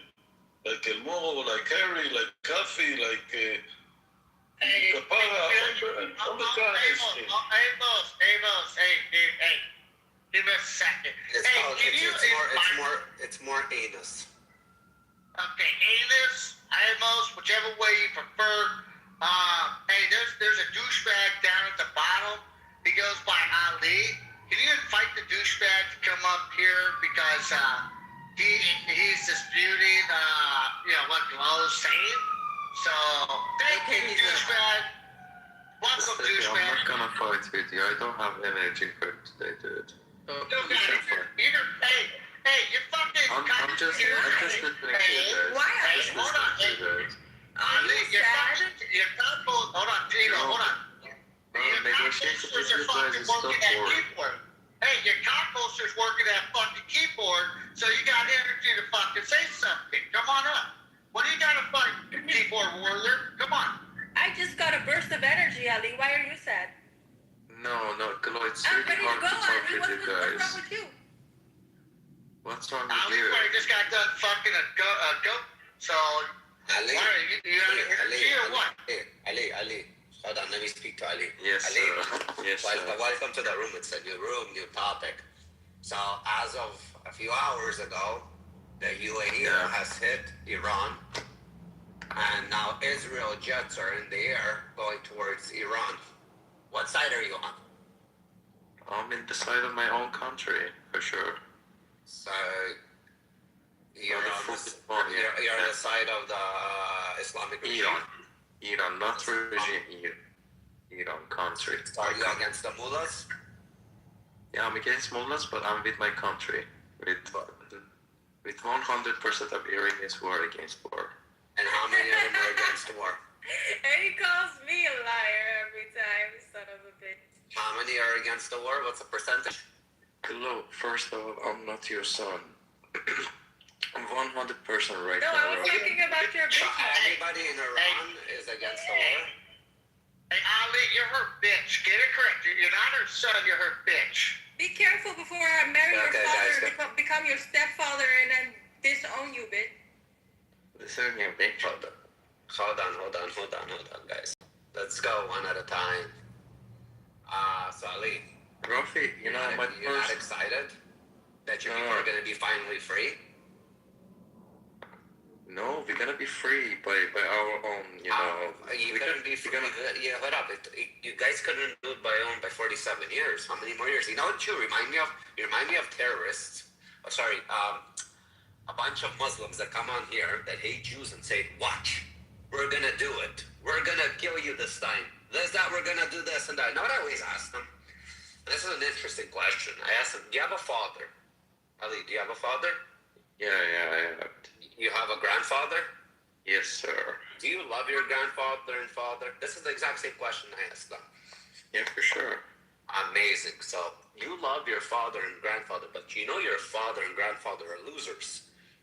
Because they lost the country, they haven't won one war. As Islamists, they're again losers because a country like Israel, however many times you guys attacked it, right? With all your Islamic brothers and sisters, whatever you want to say, you guys lost like losers. The smallest country that is the You're talking about. Assalamu alaikum. Malaikum salam, brother. We'll get to you too in a second. There's a Muslim in the house, so you better watch your mouth. I understand. It's okay, brother. You Muslims stopped scaring me many years ago. So trust me, you're speaking to the wrong unapologetic Jew. But let's continue talking to Ali. I think you're fucking foodie. Happy Like one the second. bitch you are. I just want to talk to this. Rafi, there's Iran's exception, okay? Iran is the land of lions, dude. There is zero chance for you. There's zero chance for you to win this war. Where's your lion on your flag? Where's the sun and lion on your flag? I don't see you representing the sun and lion. They don't have it. It's our flag. Dude, Where I is love that flag? Change it. Show me you love it. Change your PTR for it. But put it inside a heart. Show me you need it. Rafi, if you want me to sit in the room and talk to you, you need to be rational, okay? I'm very rational. Let me talk. But I tell you that is not true. Or otherwise, I would prefer to be when you guys gonna be quiet and talk to each other. Nobody is holding you as hostage, okay? I asked you, what did I say that is wrong? Freeman. And we are But I understand, but what did I say that is wrong? I think your father and grandfather is stupid, not mine. The first wrong thing you said is this. I never said they're stupid. Second. I never said your father and grandfather. You said losers. My father and grandfather are winners. They made sure to protect Israel and prosper on that land. I don't know. Just go and look at history. Iranians are fucking brave people. You never can just win against Iran. Fucking impossible. You know how brave they are? That they're so brave that impossible. That small little country, you have to come and save the day. That's how brave they are. You know how fucking brave they are? The brave Iranian men fucking flee the country because they're too pussy to fucking fight. That's what it is. Throughout the they whole go to Canada, they go to Europe, because they don't like the fact that they have to listen to the fucking Khamenei. So they go to the western side because they want to actually have a life. And then next thing you know, they probably get fucked by a gay dude and they liked it. And they know they can't go back. The mullahs will fucking kill them because it's against their fucking religion. And then guess what? Ali, I'm going to learn you something today. If you take that top lip of yours and that bottom lip of yours and you put them together, that's called shutting the fuck up. So let's try it out. Put that top lip and that bottom lip, put it together. Okay, just the real fact. What's the real fact? Throughout the whole history of the humanity, Iran is the greatest superpower ever humanity saw. Apparently not, because listen, in 60 plus days, America and Israel has completely destroyed their fucking air force. Ali, I know how Iran is the greatest superpower throughout the history. Ali. We used to be great. You sucked it up. Hold on, I'll get to you in a second, Spaghetti Lines. Ali, how great can they be that they lost their leader in the first half an hour of the war? Because many countries got attacked. Many countries in this till modern days got attacked, but they never lost their leader. Their leader, even fucking Sinwar, that fucking rat, was able to hide in a tunnel for a few months of the war before he got killed. Your great country, the the greatest country allowed your greatest leader, the greatest country allowed the greatest leader to die in the first 30. Rafi, very soon you're gonna see the No, result of it. Very No, we soon. won't. Very soon. No, you won't. That's all the fucking bullshit PC I fucking says. I hope that I've been hearing that my people are gonna get killed very soon. we can come here. Guys, come on. You're very well. Come on, squiggly line. What do you guys say, squiggly line? Come on, squiggly line. Is there a term or something or some? Come on, people. Come on. Who are we attacking? What's up? Are we attacking the people or are we attacking the leaders of that people? Iran never loses anything. They lost the Yes, greatest. not war, not in war. And it's fine, but even America, they lost their Biden leader. I mean, they lost. Biden is alive. By the way, You see that great gentleman in Harry's PTR? That gentleman right there. They tried to kill him three. Hold on. You know how you know you have a great country? When the person tried to kill him 3 times, and the great country has a great military and special forces that were able to protect this great man. And do you know why he's still alive? Because Allah wants him alive. You see, Allah didn't want your leader to be alive. Allah decided to end his... Who's Allah? I don't know who you're talking about. Well, Allah is, really. The one that apparently prays to Muhammad. Apparently Muhammad said that Allah prays to him. You know that one? Did you know that Muhammad prays to Allah? Huh? He's the God, yes. He's the God. Rafi, He's the God that prays to Muhammad. Rafi. The same God is based to Musa? No, it's a God that prays to Muhammad. No, come on. See, Rafi, I think it's funny that Ali... Hold on. I'm gonna need Rich. No, it's the God that has this verse in the Quran. Hold on. It's in the Hadith. Hold on, it's in the Hadith, and there's 2 separate hadiths. There's 2 separate. Hold on, you Sharmutta, shut your fucking jahil up. There's 2 separate. Jahil Sharmutta. So there's 2 different separate hadiths. Move this jahil down. All right, yalla habibi, yalla Raj Zalaman, yalla. Yeah, go to the sex swing. Hold on. Alright, yalla habibi.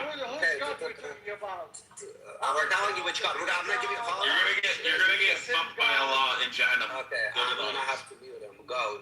Say the thing. So there's two separate hadiths. One says. One hadith says that Allah prays to Muhammad, and the other says that he prays for Muhammad. I don't have the actual verses on me. See,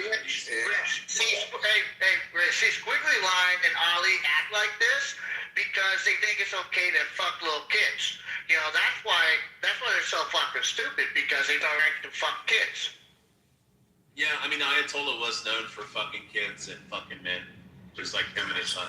Yeah, he's also in the Epstein files. Rafi, I have another question, man.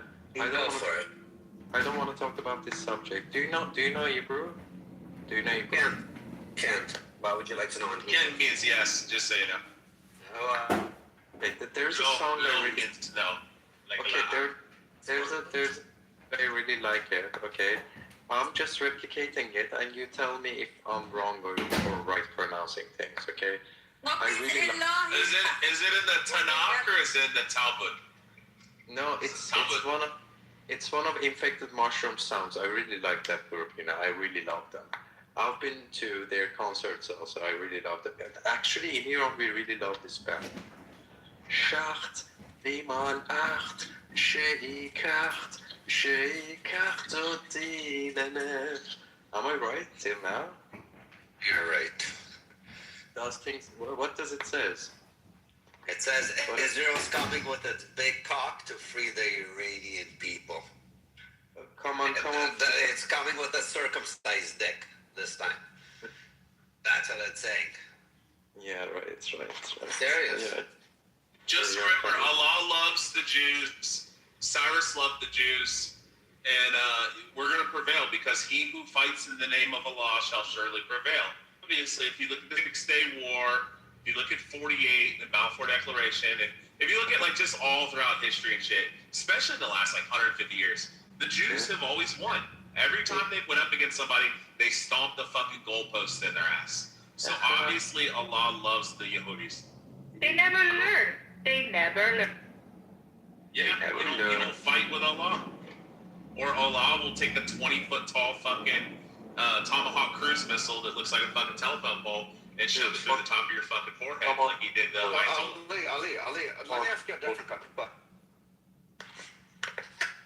Rafi, I'm bored talking about war, man. I'm bored of this shit. We can talk about something else. It is, Ali, I do agree with you. This is boring. That's because he lives. Ali doesn't like that kind of war because he always fucking lives. Ali, let me ask. Hold on, Stephanie. I have a question for Ali, actually. Ali, did you hear that the American government? Yeah, Ali, hold on. Ali, hold on. Did you see that the United States government? This isn't about Islam or Iran. Did you see that the United States registered a website called aliens.gov? No. What's it about? Yeah. The federal government of the United States registered a domain name on the internet, and it's called aliens.gov.government, which means it's an official government website. They haven't released anything on it, but they just started it back about a month and a half ago. Okay, so what? Do you think there's aliens? Yeah, I think there are aliens for sure. If the humanity exists on the planet Earth, there is as much as probability as aliens to exist in the world.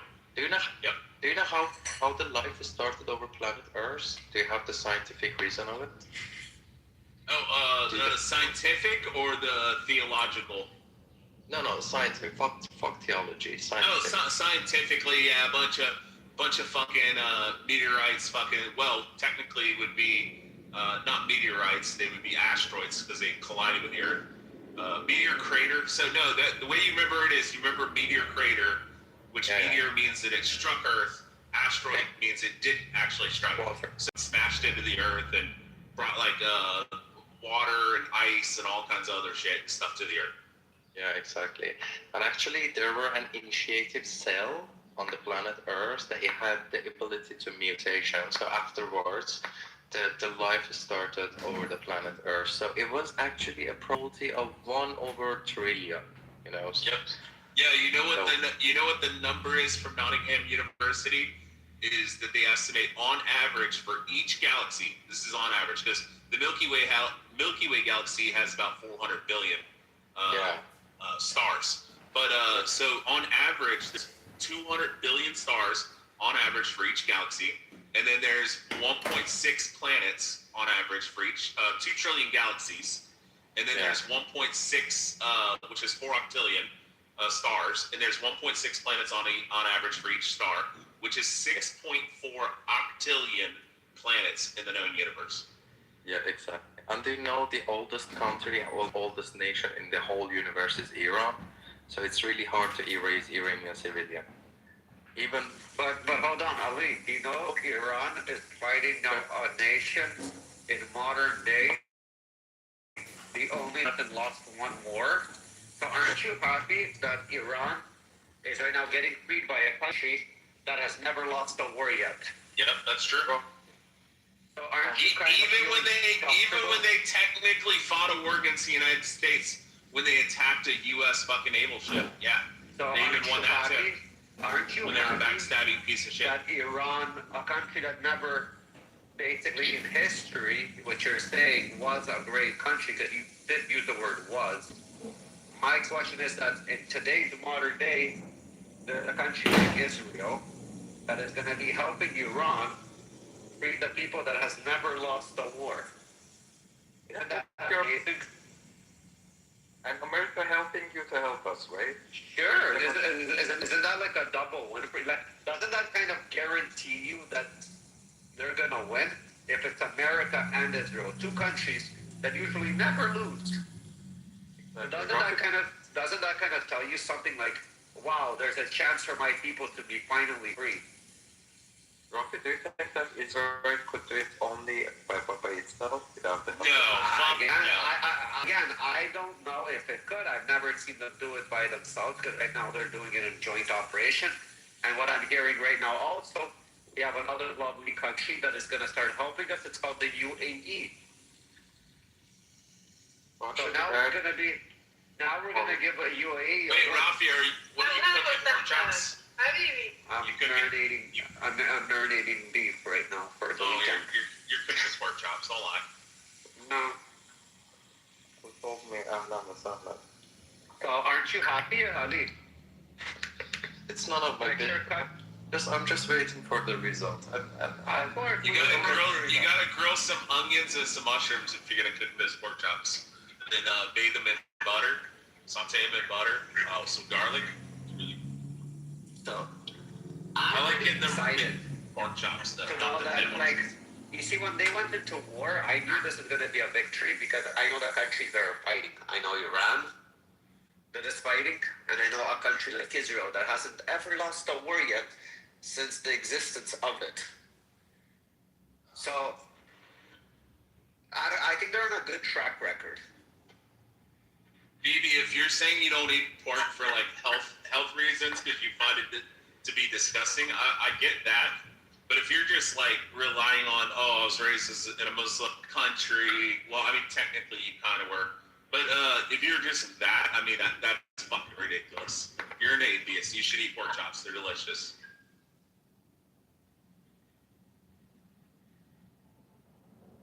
Guys, you talk yourself. I'm just listening. Oh, okay. You do that. That's like Cheeto. Yeah, I like this chamber, Ali, brother. Yeah, good. Thank you so much. Hey guys, Rocky, Father, Harry, Check, Steppy, Chili, and Mr. Ali. Okay, Ali, which resolve make you say, okay, I want to waiting for the resolve. Okay, good. Which resolve make you happy? You asking students though? Yeah, sure, yeah. The result that in which Iran remains a sovereign country, which will happen at the end, actually, you know. So. Yeah, what that mean?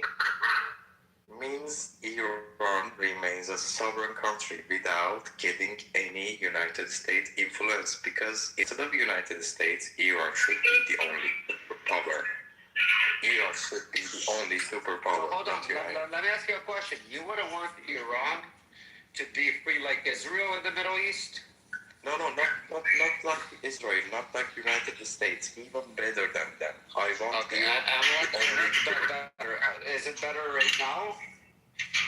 The way Iran has it, is it better right now? Yeah, you know, by culture, history, Iran deserves to be the only superpower in this world. Not Israel, not United States, just us. Correct. And who's gonna run this war? Me, I'm gonna run the people of Iran. The people on. Rafi, can I ask a genuine question, which I know is going to be misconstrued as trolling, but this is honestly my opinion. I've been. I guess Can I go first, Rich? Can I go first? Well, real quick. It's like 2 seconds. Oh God, he's gonna make a joke. So, okay, Ali, I got a question. You said you don't want Israel, or you don't want Iran to be like Israel or America.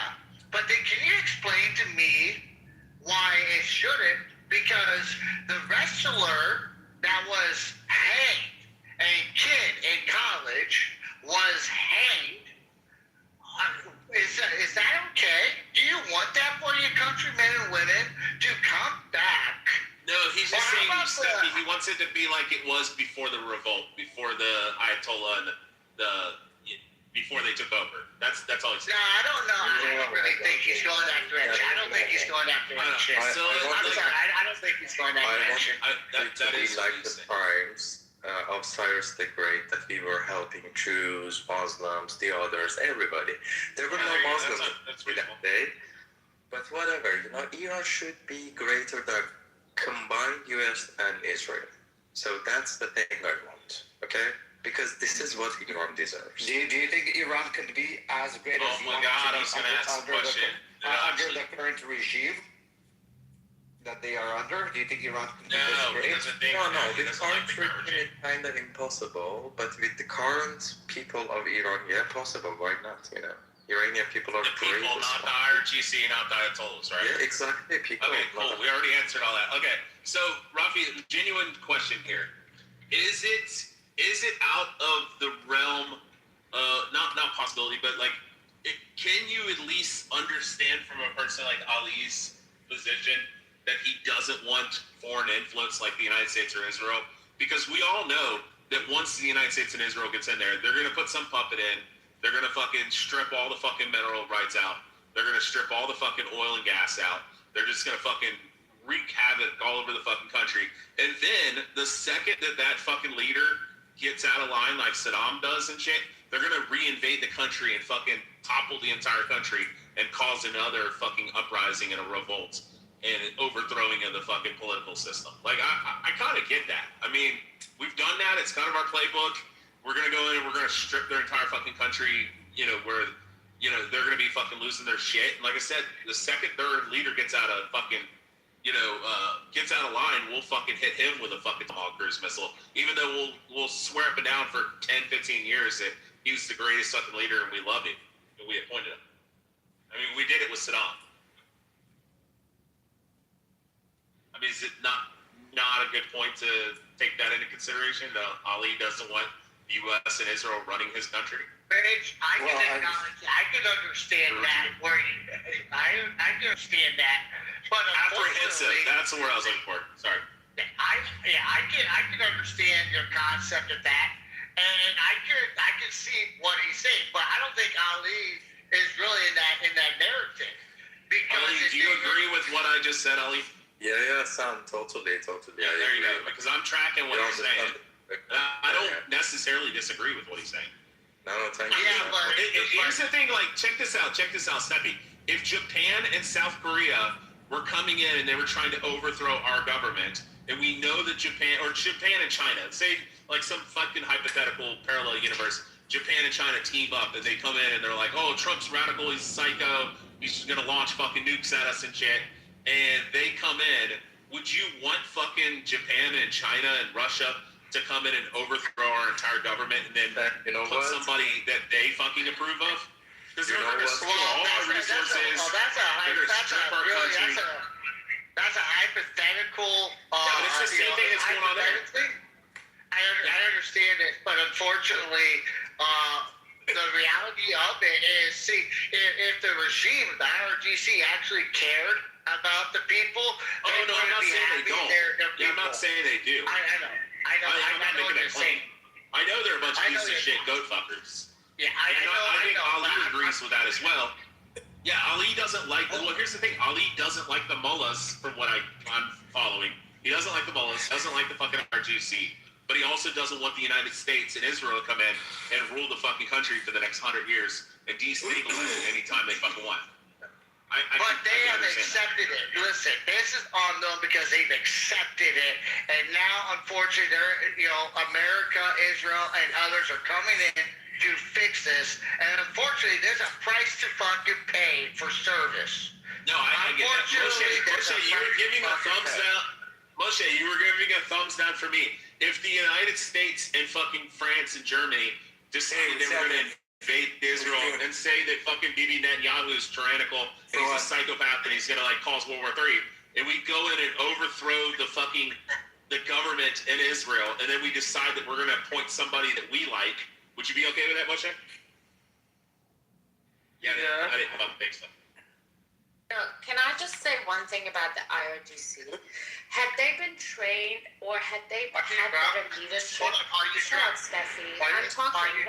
She's always drunk. You don't even have to ask that question. Well, I had a few drinks today. But yeah, there you go. I have to say one thing. Yeah. So, like, look at the Messiah. Are we talking about Okay, but the reason why it was so successful is because Israel has been capable of somehow dividing that, you know, you have the people who are in politics, you know, you Wait, have Bibi, can you mute up and shut the fuck up and allow for Rafi? I just remembered, Rafi never responded to the question that was proposed. Rafi, do you not understand? Exactly. Rafi, do you not understand? I understand.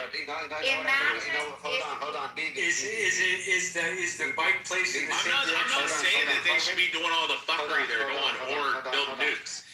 Hold on. I understand where you're coming with. I agree with you.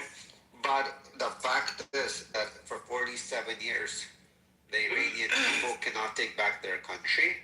And it took 47 fucking years for America or any other country to enter in politics that they have. Israeli propaganda. That's Israeli propaganda. We have Rafi, move this faggot down. So Rafi, the other thing I was going to mention is that the reality is that these Iranians are missing is the fact that all that's shut the fuck up. You fucking let's go to the audience. So Rafi, put him down. Something, please. Thank you. All right. So Rafi, the only thing I was going to say is that the Iranians are missing the fact that all the United States is going to eventually end up doing. They're going to do one or two things. They're going to pull the fuck out, or we're going to appoint somebody just like we did in Venezuela. Yes, we're going to just like we kept the communism in Venezuela. They didn't become a free democratic constitutional republican fucking Venezuela. It's still just as much fucking communist as it was under fucking Maduro.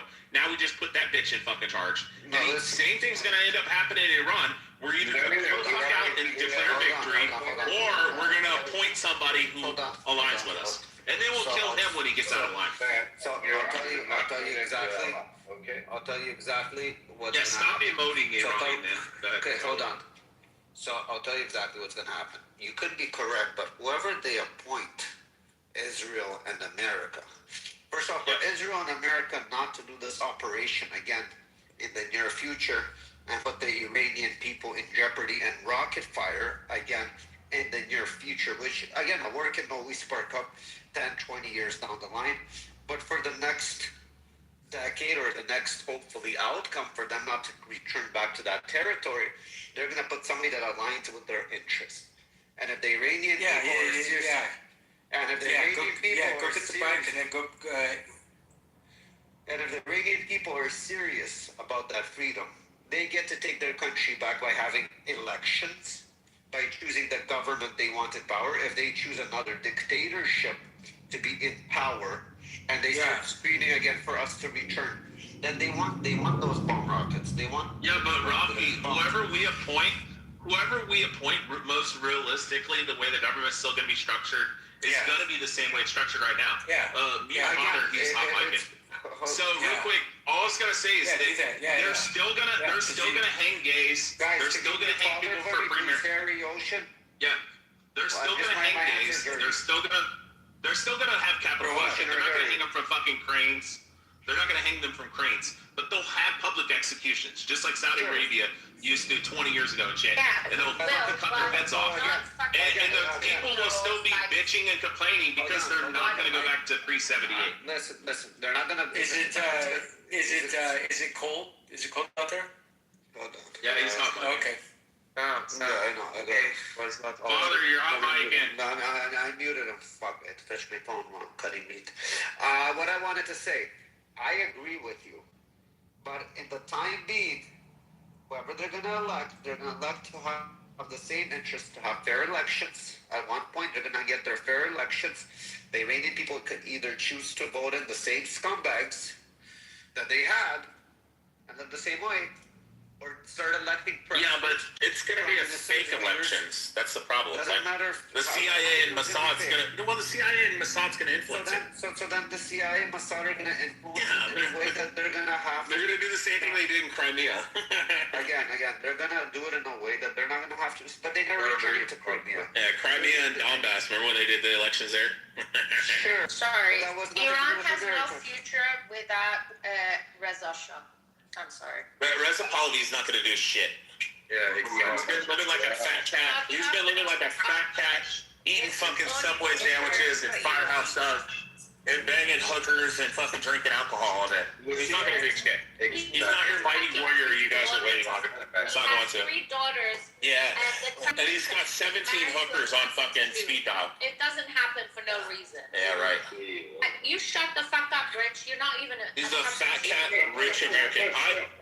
Honestly, here's the thing, BB. I can't wait till Reza Pahlavi gets in there and he strips your entire country's fucking, fund of fucking finance, and he takes all your fucking trillions of dollars and he puts it into his Swiss bank account, and then he takes it, puts it in his Swiss bank account, and he does the same thing that the fucking Shah did, which was to have the equivalent of $1 trillion fucking anniversary party for the fucking country, which everybody hated, and they ended up revolting, which also ended up causing the demise. No, I'm not on either one of your side. I could give a fuck less. Your whole country can burn to the fucking ground. You guys aren't going to take it back. You guys are a bunch of pussies. And all they're going to do is they're going to put somebody in who's a puppet fucking leader, and then the second he gets out of line, we'll fucking murk him too. You guys aren't going to have a free democracy like you believe. You think that you're going to be able to just like have gay bars and strip clubs on every corner? It's not going to happen. They're still going to cut your head off, and they're still going to beat the bottom of your feet like they did to you, BB, for being at parties. Israel than you are. If you want freedom and democracy, then move the fuck out of Iran. Don't go back. Not gonna happen. You guys are being unrealistic. You're delusional. Okay, in January. Yeah. Tell us about the 40,000. Nobody fucking cares, bro. Seriously, you guys got murked in the street. You're gonna get murked. What you have to say, Rich. The IRGC is not going anywhere. IRGC is a bunch of scumbags. They should all burn in hell, get raped by donkeys. But they're gonna rape you guys. You guys are. This is your dream of IRGC. I think it's your dream. Okay, Rocky. In January. Okay. Oh God, 36,500 or 35,600. Sorry. The way you remember it is because the last numbers after the 10,000s is a 6. So it's 35,600. It always comes off wrong. I say 36,500. 37,000. Well, the quote from the fucking Minister of Health on Twitter was 36,500. So you finish? Yeah, you guys aren't gonna do anything. You guys are a bunch of pussies. You guys have really tiny balls and tiny penises. And the only way that your women are gonna be happy is if we do invade the fucking country and fuck all your women while we're marching through Tehran. At this point, No, we're not pushing this smart. Why should we fix something that the West can do? Oh yeah, when the African Americans get over there with a 10-inch pecker, they're gonna bang the fucking shit out of their women. They're gonna be. Steffi, do you remember in Afghanistan when all the people were hanging off the planes? That's gonna be the women when we pull out of Iran with our soldiers, our fucking Marines. The women are gonna be hanging from the planes because they're like, please don't leave with that big American dick and fucking me 20 times. Hey, how do you say big in Arabic? How do you say big? Well, they speak Farsi. They don't speak Arabic. They speak Farsi. Okay, how do you say big in Farsi? How do you say big in Farsi? Google search. Kirto dahanet. Say big dick, BB. Kirto dahanet. Kirto dahanet. By the way, Sam, if you don't know, Iranians have very big dick, you know? No, they don't. They don't know how to use it, even if they do. All your women are unsatisfied with you guys. Always satisfied. Why do you think Iraqi women and Afghani women would fuck the shit out of the fucking Marines? Shit, did we say how the government issue wheelchairs for the fucking guns? But I have to say, you're already lost the in this women sport, have the biggest dicks, by the way. BB, there's no That is accurate, BB. I'll give you that. I'll grant that. The women have the biggest dick.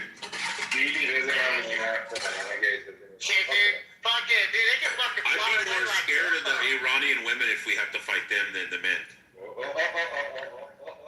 Iranian women are more courageous than you guys. But we also love you know why? You know why Iranian men's dicks? You know why they have such small dicks? Because if it was too big, they couldn't fuck the goats. Can you imagine if they had a big dick when they fucking go? You know, they'd be killing it. You related to Rafi?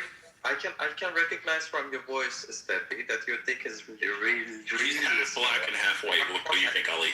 He's 6'5", 230 pounds. Not bigger than half black, half white. Good, Ali. I'll fuck you 4 times there, guy. I'll fuck you 4 times to give you 8. I don't give a shit. I'll take your soul. Yeah, come to it and I'll show you your dick. Come on. And balls. The Marines are gonna fuck your women into oblivion. No, dude, They're gonna be euphoric. We already It's gonna be ecstasy. We already fucking.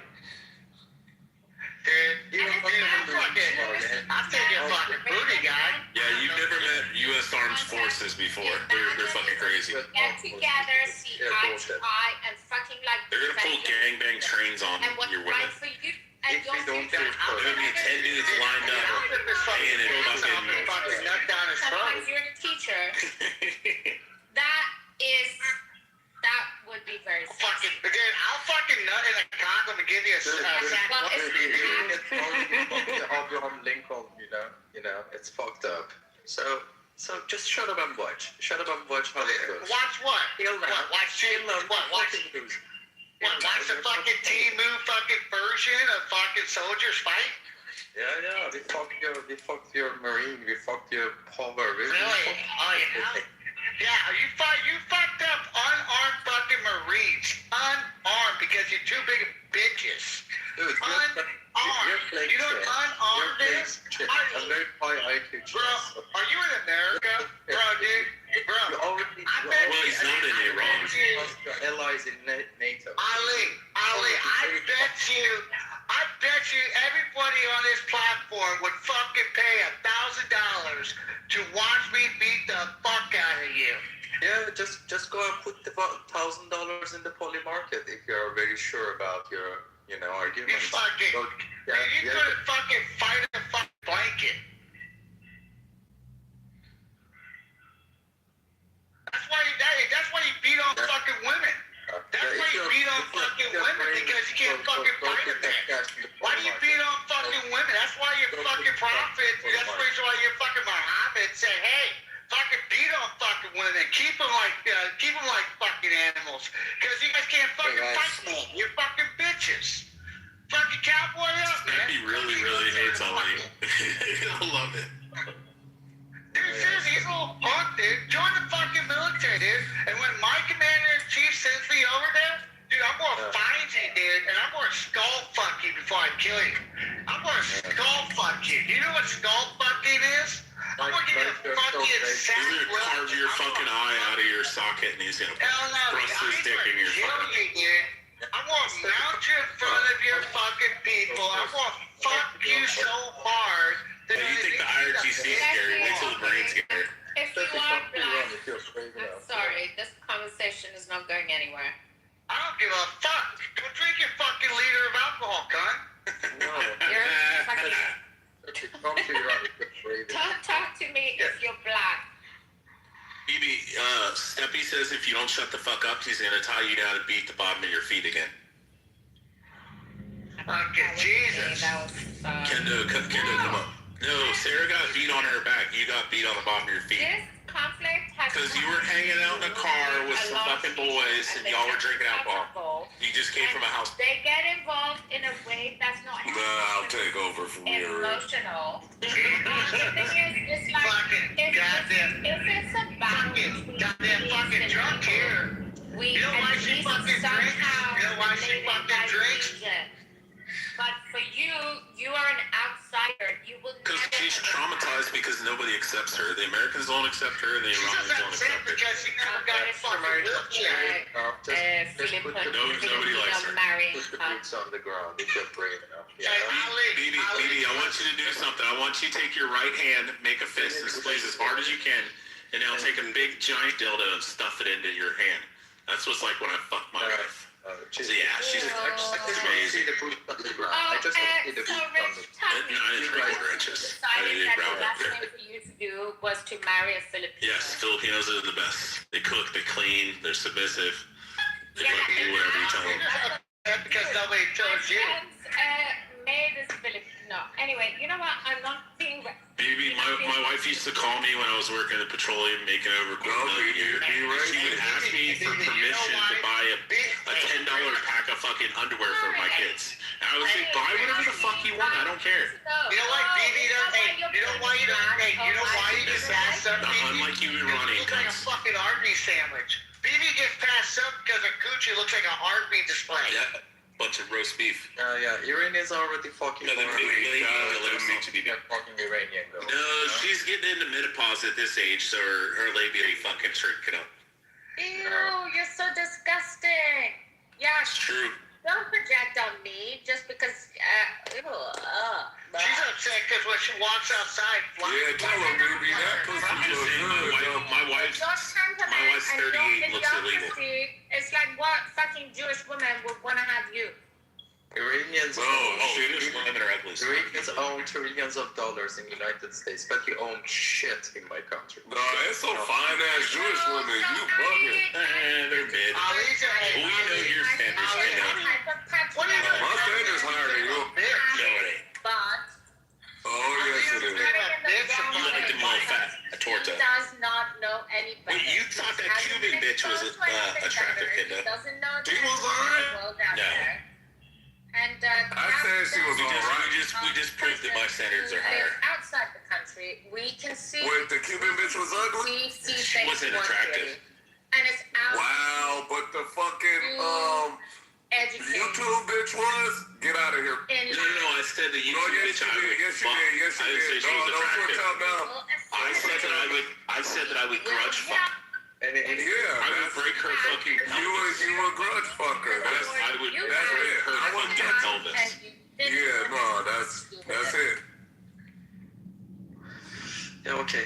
Anyways, Can we get back to the dumb fuck alley? Yeah, get back to that faggot. Hey, how do you like the fact that your new fucking leader for the IRGC is a faggot with one leg? It's none of your business, anyways. Can we get back to constructive conversation instead of insults? Yeah. When you don't drink your liter of alcohol. Don't drink your liter of alcohol. Let the men talk. Well, why don't you just shut the fuck up if you're fucking black? Bro, Steffi's got his dick buried so far down the back of BB's throat right now. It's fucking wild. Hey, BB, you're gonna choke to death on the thing. I might have to give her the fucking wheelchair. It's the only time in her life a guy gave it to her. BB, how do you like interacting with such people? I'm so sorry for you, BB. She's a drunkard. What are you talking about? She's drunk all the time. Like Glow. Glow's also drunk all the time. You know, BB, we can walk through Tehran, enjoy people, enjoy culture, good food. What? Enjoy what in Tehran? I haven't been fucking able to travel back to my own country for the last 10 years. Why is that? Cry me a fucking river. That's good. We've been keeping the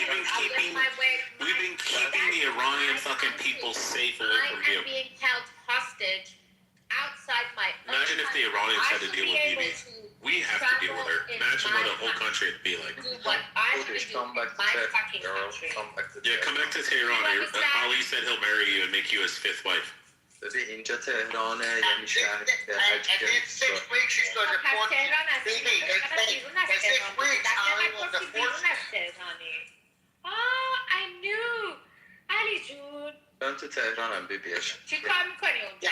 Ali's going to marry you, fuck you, and then deport you fucking 3 days later. وطن فروشی وطن فروشی اون جوونا رو که دارن هر روز دارن 18 ساله ها رو دارن میکشن اومدی اینجا برای اونا کار میکنی؟ بیبی جون ببین اینا هم دارن بیبی جون یعنی چی بیبی جون؟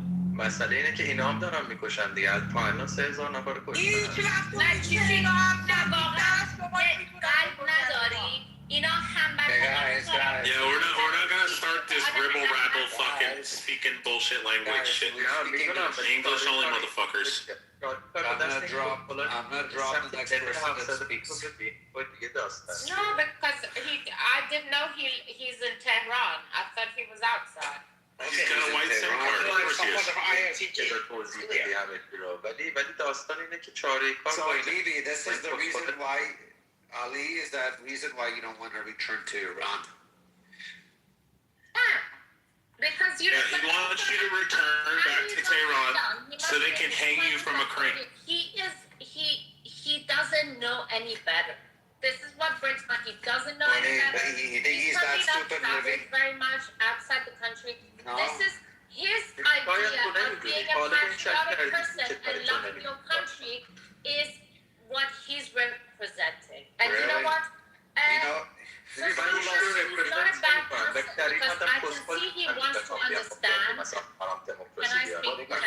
He wants to hang you from a crane. No, maybe.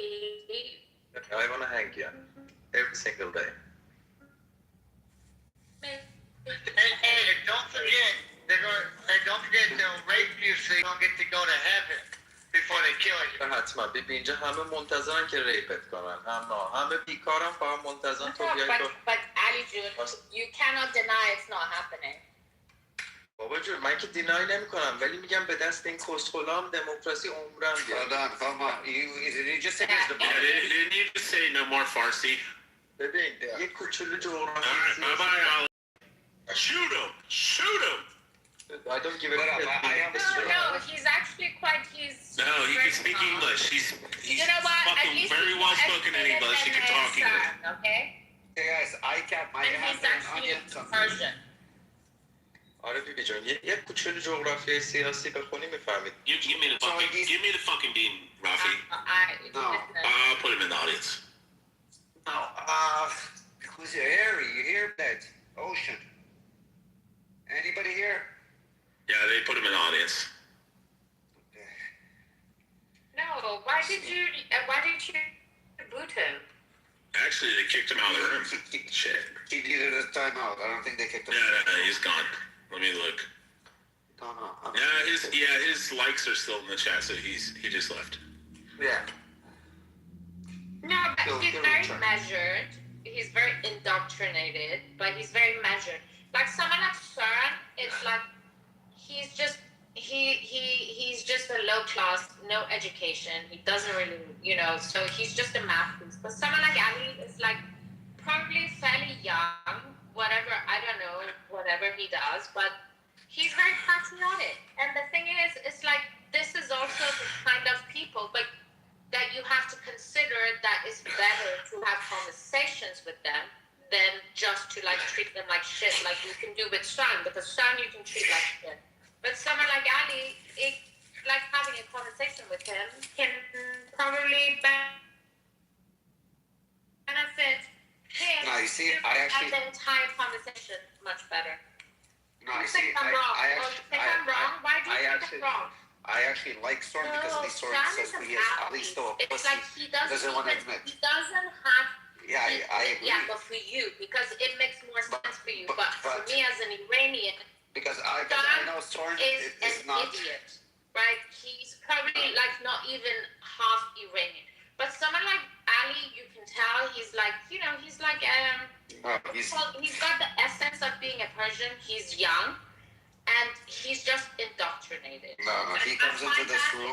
He came into this room and make an enemy of where you can have a conversation with him and somehow like turn him around. Hold on, baby. You know how you do it? It's very simple. Anyway, you ask him what he thinks about Muhammad. Simple as that.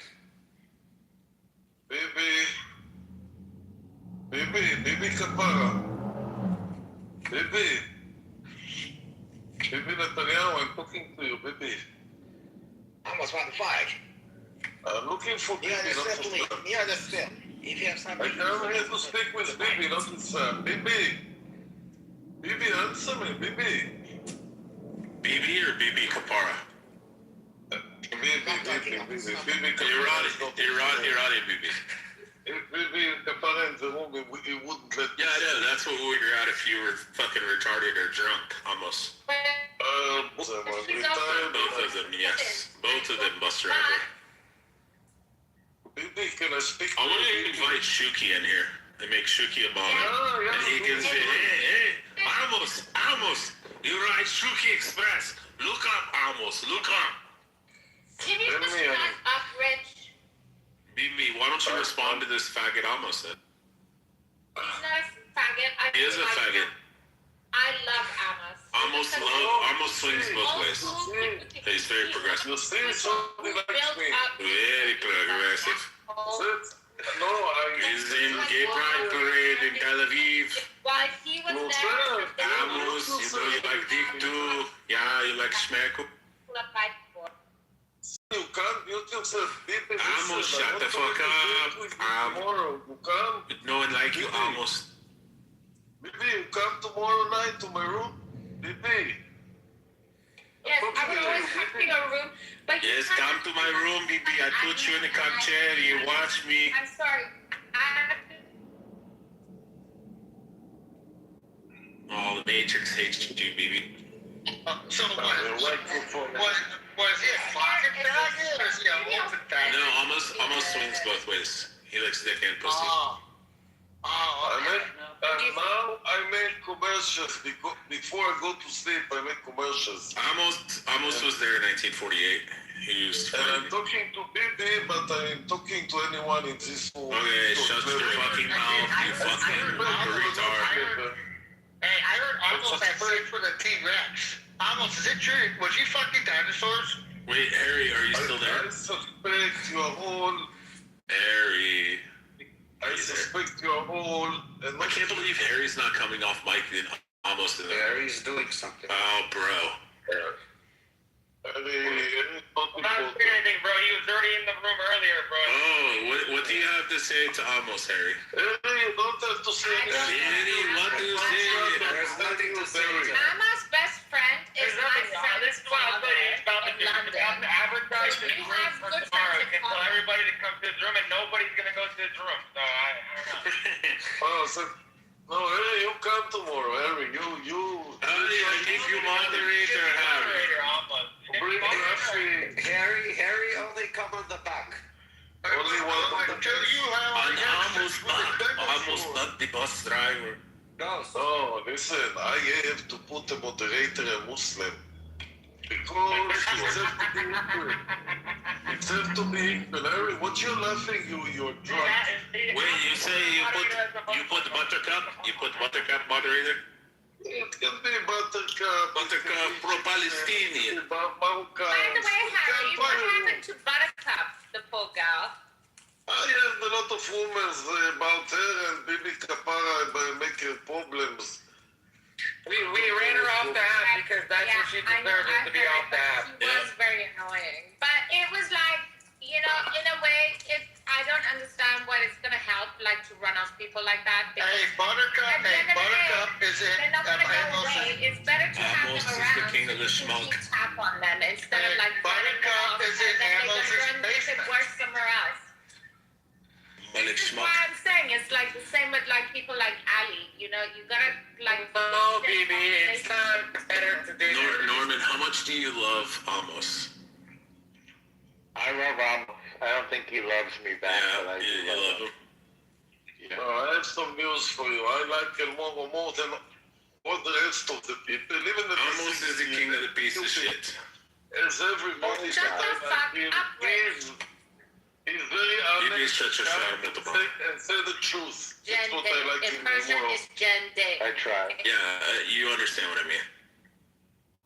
I heard Amos so old he had sex with a dinosaur. And what Amos do I lie all the A time? male dinosaur. I don't understand. Every second word out of your dirty mouth is a lie, Eric. What did I say that was a lie then? Give me 3 things that I said that was a lie. The picture in the title of you is a lie. Donald Trump is a lie. What? That's not a lie. That actually happened. That actually happened. Amos, What's a lie about? the new generation of. Why? How do we bring He's saying just move her down, Harry. So what's a lie? What's a lie about the picture? I don't understand. What's the lie in the picture? Yes. What's the lie about the picture? The Because it's a lie. lie is to support someone blindness without nothing. No, specifically the picture, you fucking retard. No, the picture. He asked you about the picture, not your fucking bloviating. Just tell him about the picture. What's it like about the picture?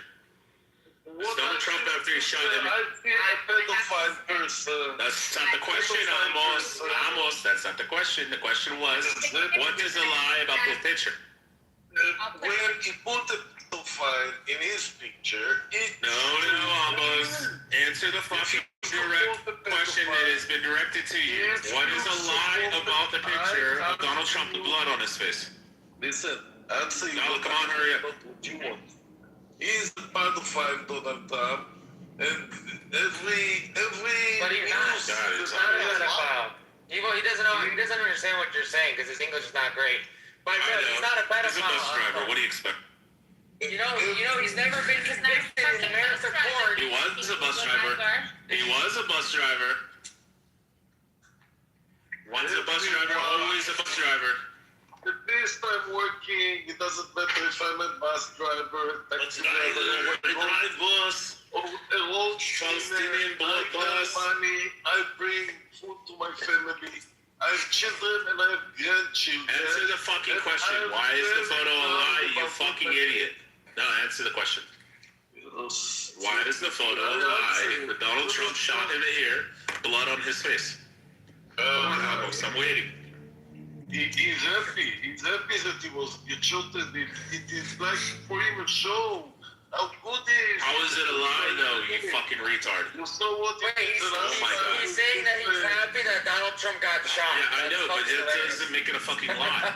I know, he doesn't know what you're saying. Yeah, I know, he's a fucking retard. Put this picture in your title and show that Donald Trump is the hero. You know, every time like somebody tried to shoot him, the last time nobody shoot him, just. Alright, I'm gonna say like the fucking Black Hebrew Israelites, I want Amos to return back to Rockford. No, maybe if I know, maybe I wouldn't run. It's not of my problem, it is his problem. I'm running because of him.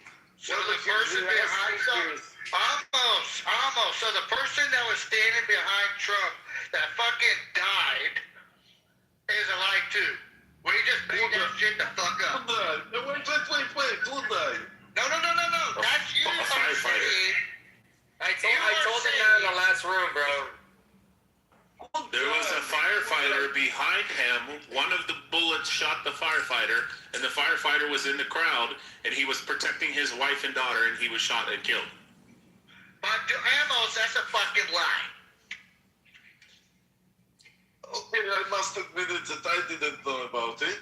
I hear it. Yeah, the guy was a retired firefighter. He was at the Trump rally, and he was hit with a straight bullet.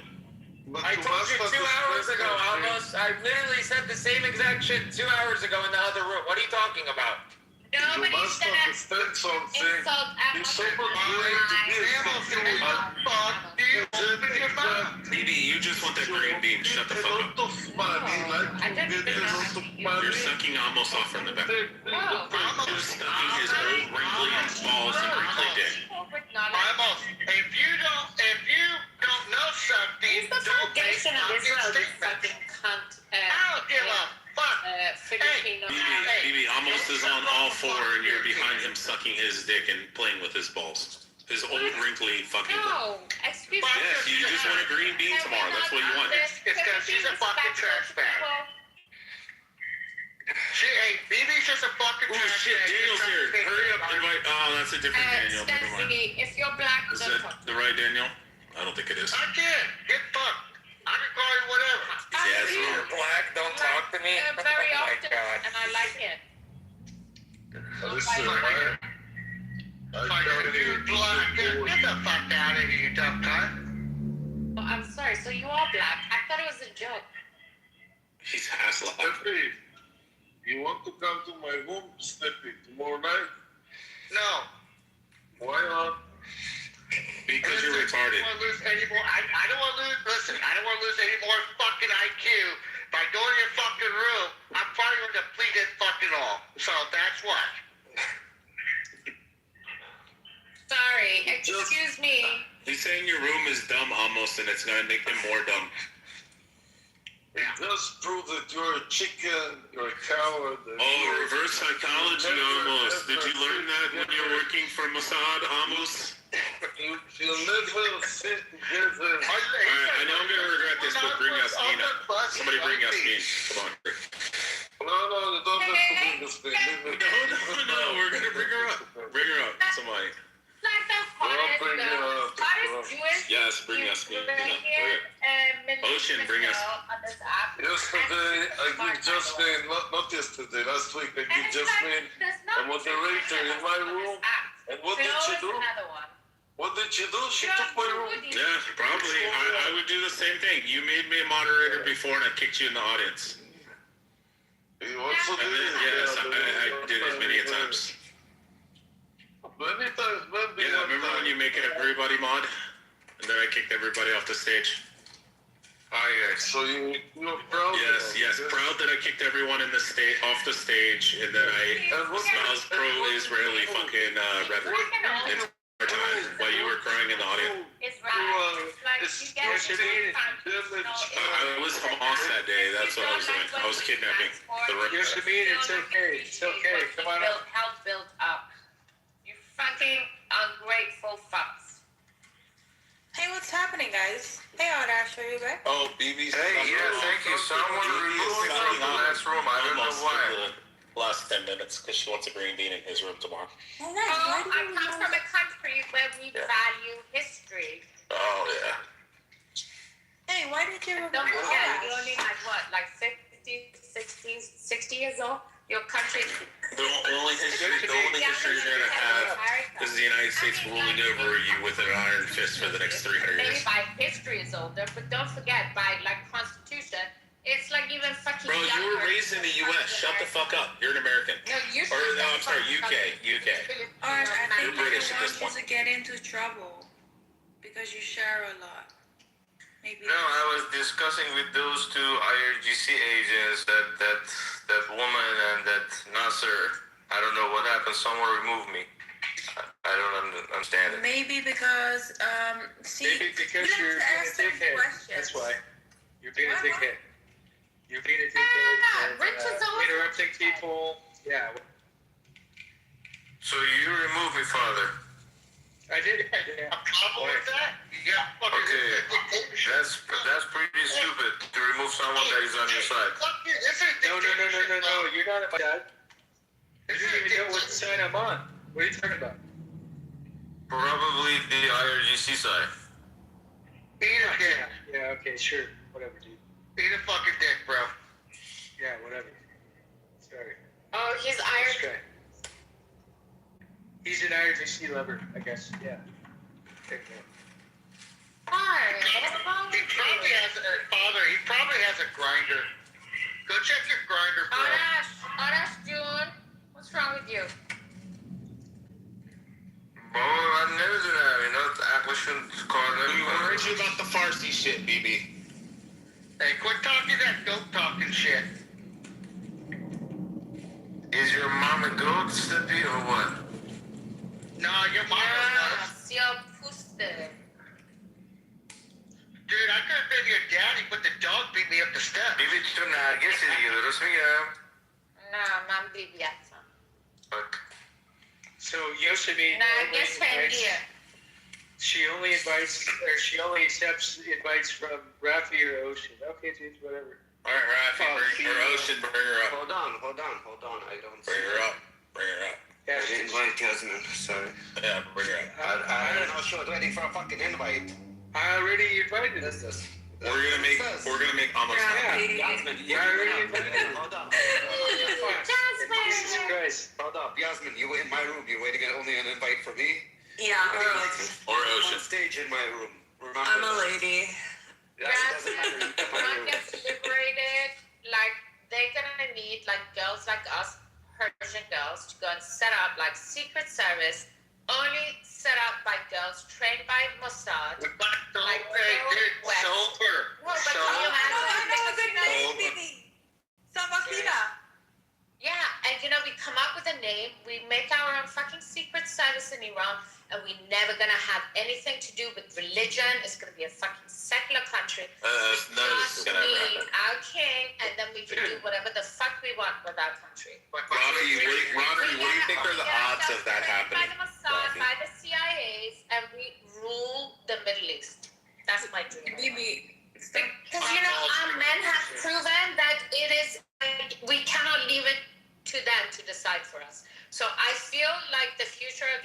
it has to be somehow maintained by the women. Yeah. Pro West, pro everything that is. We're gonna call it Hassan. We're gonna call it Hassan. No, we'll figure out something, but it will be fucking sexy. We'll make the Middle East sexy again. Oh my gosh. Yay.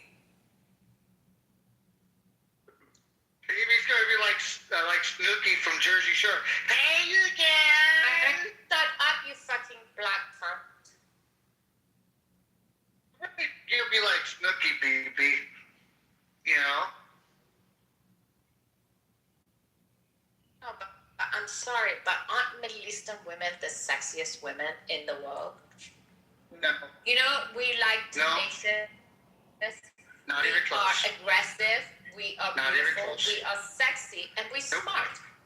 Not even close. Mexican women are pretty. Okay, but if you're into fat asses and no brains, well, maybe you should go there. I'm into porca. Wow. If you're into beans and fat asses. Fuck yeah. Fuck yeah. Beans and salsa. Fuck, I'll eat that ass and flick the bean. I don't give a fuck. Alright. Besides that, Mexican women are a hell of a lot more smarter. Just so you know. Well, yeah, well then. Well, I think all women are great. I'm a fan of women from all parts of the world. Not BB. She's about that liter of alcohol first. Then women. Yeah, but like you'll be surprised how much you can fix on alcohol and drugs. Yeah, it's a DUI. You cannot fix a DUI. You know what? I'm almost 20 years sober as of another week from now. Exciting stuff. Nice. Mazal tov. Well done. Thank you. I think BB got 25 minutes in.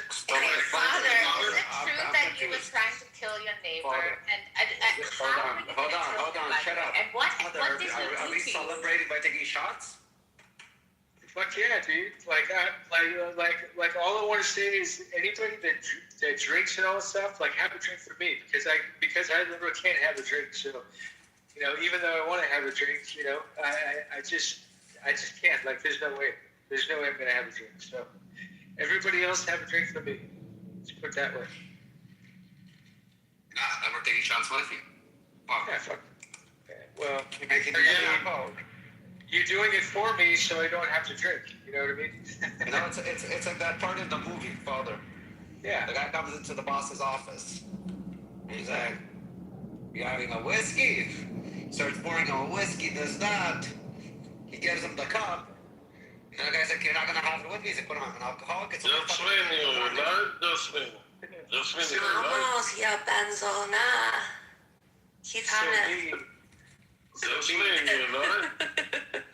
Man ishmaels. Nobody kill you?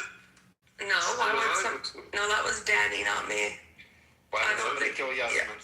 Yeah. Nobody's trying to kill me. That's Danny who thinks that. Yeah, so I've always been the designated driver for all my drinking friends, so that's why they always love me because I'm you're drunk. You're drunk. Fuck yeah, I am. I'm a crackhead, motherfucker. Yeah. Almost. You don't call him father, it's padre. Call him padre. Why did you say about me? You call him daddy. He prefers you call him daddy. He mentioned one of the Israeli Mossad members, you know. Well, you know what? What was it? BB was saying she wanted to create a whole new fucking country for women and all stuff, so I called it Hostad. You know? I thought perfect. Well, your picture is very mentioned in Mossad member. Oh, good. Well, thank you. Yeah, I mean, Mossad, even the IRGC, as much as you can hate them, you gotta love them for their functionality, right?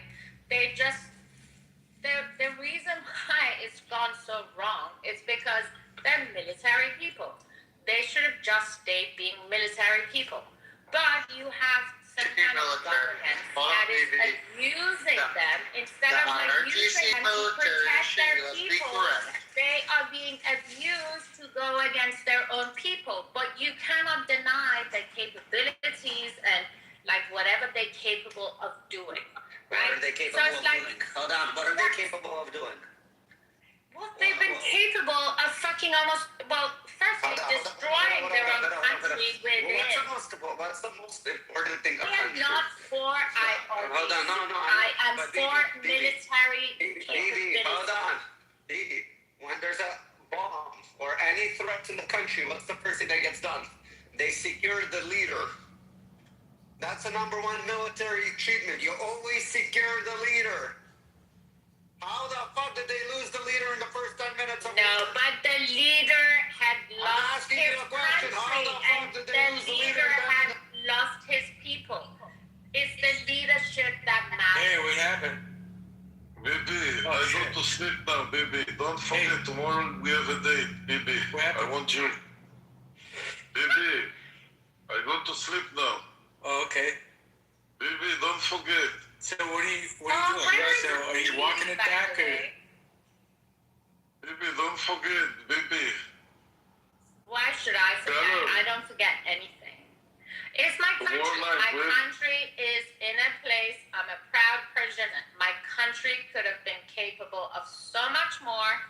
And all I'm trying to think of is ways that have not made the mistakes that it's done.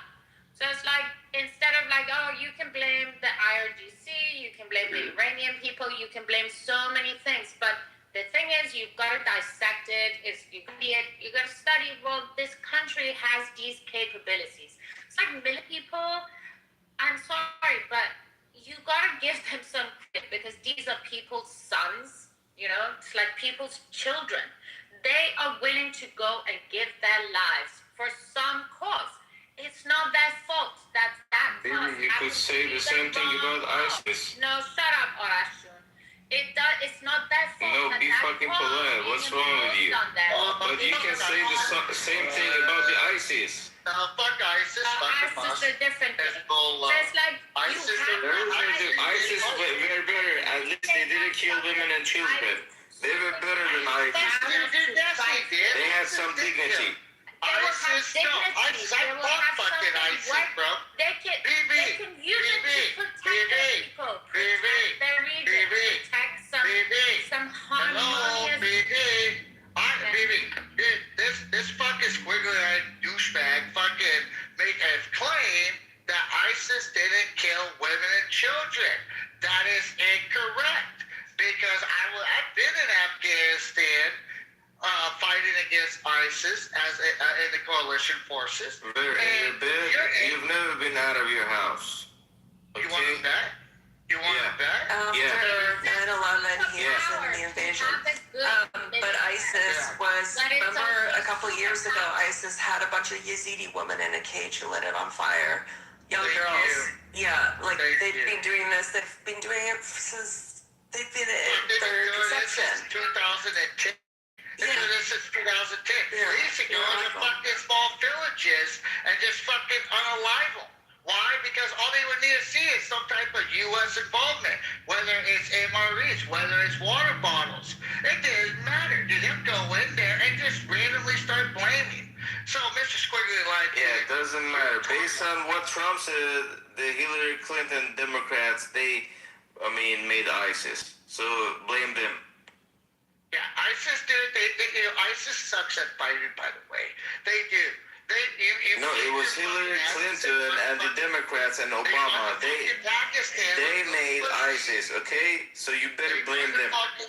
They run to fucking Pakistan and they hide there all fucking winter, and then they come back in the summer and then they get beat down again. Look, Trump said Hillary Clinton, Obama, and the Democrats. We're talking about what you should care. You should care. About what you Who created them? Who brought them to power? ISIS doesn't kill women. Look, this piece of shit Mamdani from Syria, he was a high-ranking ISIS member. There's a picture of him holding two heads. He's not. Two heads India. It's two his heads wife. of two people. They have this beheaded, and this piece of shit is holding these two heads in a picture, and now he's the president of Syria. And this bastard goes to Europe, goes to America. Trump shakes his fucking hand. What the fuck Ahmed is that al-Shara supposed is to a mean? CIA op. You don't go from like the world's most wanted to the next month shaking the hands of the president. Obviously, he's the CIA. Obviously, he's working with them. Guys, Yeah. the president of Syria is not the guy from the ISIS. It's not the same. I have seen those posts. It's not the same guy. You know that, right? This guy, hey, well, we know this, G-Lo, but this guy over here making false statements. By the way, I want to get back to what he said. He said, and I quote, ISIS doesn't kill women and children. No, ISIS, he uses them as a sex slaves, but they didn't kill them systematically, okay? Yes, The they IRGC did. kills Yes, they did. women and children systematically. Yes, they did. Okay?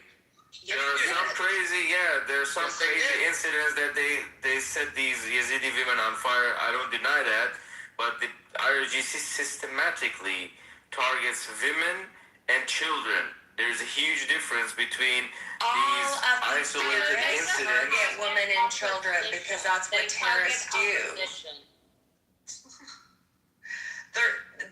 That's what terrorists do is they target the women and children. It's like that's why they're terrorists. All I right? wanted to say is that IRGC is the godfather of ISIS. They are the biggest terrorist group all around the world ever. Okay, that's what I wanted to say. Yeah, I agree with that. Well, yes. But, so I agree with you, but you can dissect it in whichever way or form you want to, but you can also learn from it. So it's like, okay, so this is what Iran is capable of doing. So it's like, what are they capable of doing? They are capable of creating like one of the biggest terrorist organizations like within that region or even across the world. How come everybody's being kicked out? But it's not going to help if you're like denying that military capability is a military capability. If you have something on top of it that's able to lead it in the right way, you might actually have one of your biggest protectors for Rafi, what the fuck are you doing? You might actually end up what? Everybody's leaving? Okay, well then I'll leave too.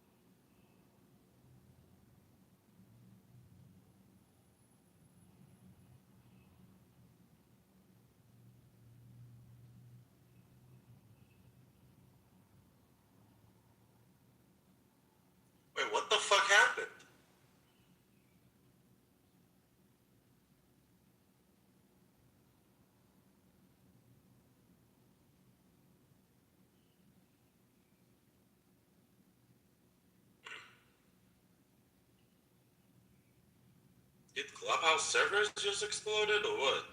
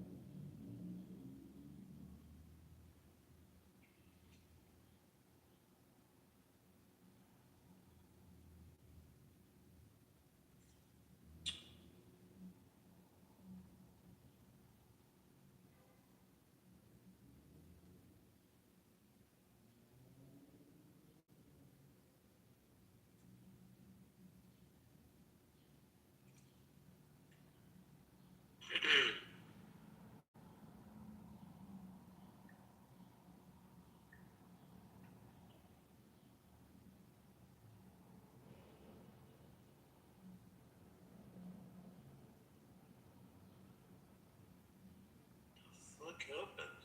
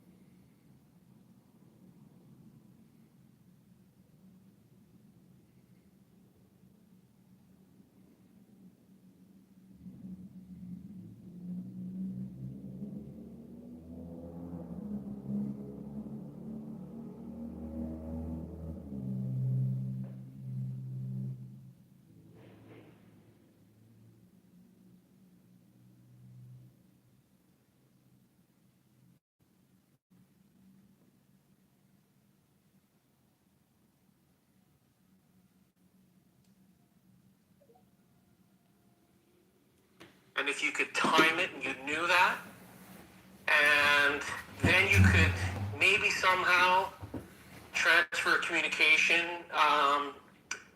at the right level of residence. We're getting way out of it. We're going way Yeah, but this is really advanced kind of physics we're talking about. This is, again, you're I have a question for the room.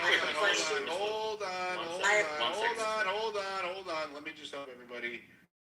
I got to bring it back in. This is because I have Maze on stage. I know it's because I have Maze up here why this is happening.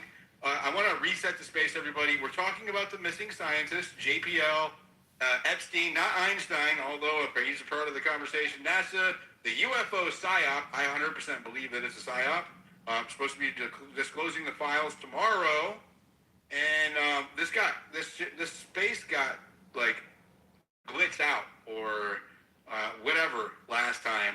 We were really kind of catching some air, getting the really kind of sailing, right? And so I want to make sure that we reel it back in. I don't want to get far out here into conjecture, pure speculation, right? I don't do that.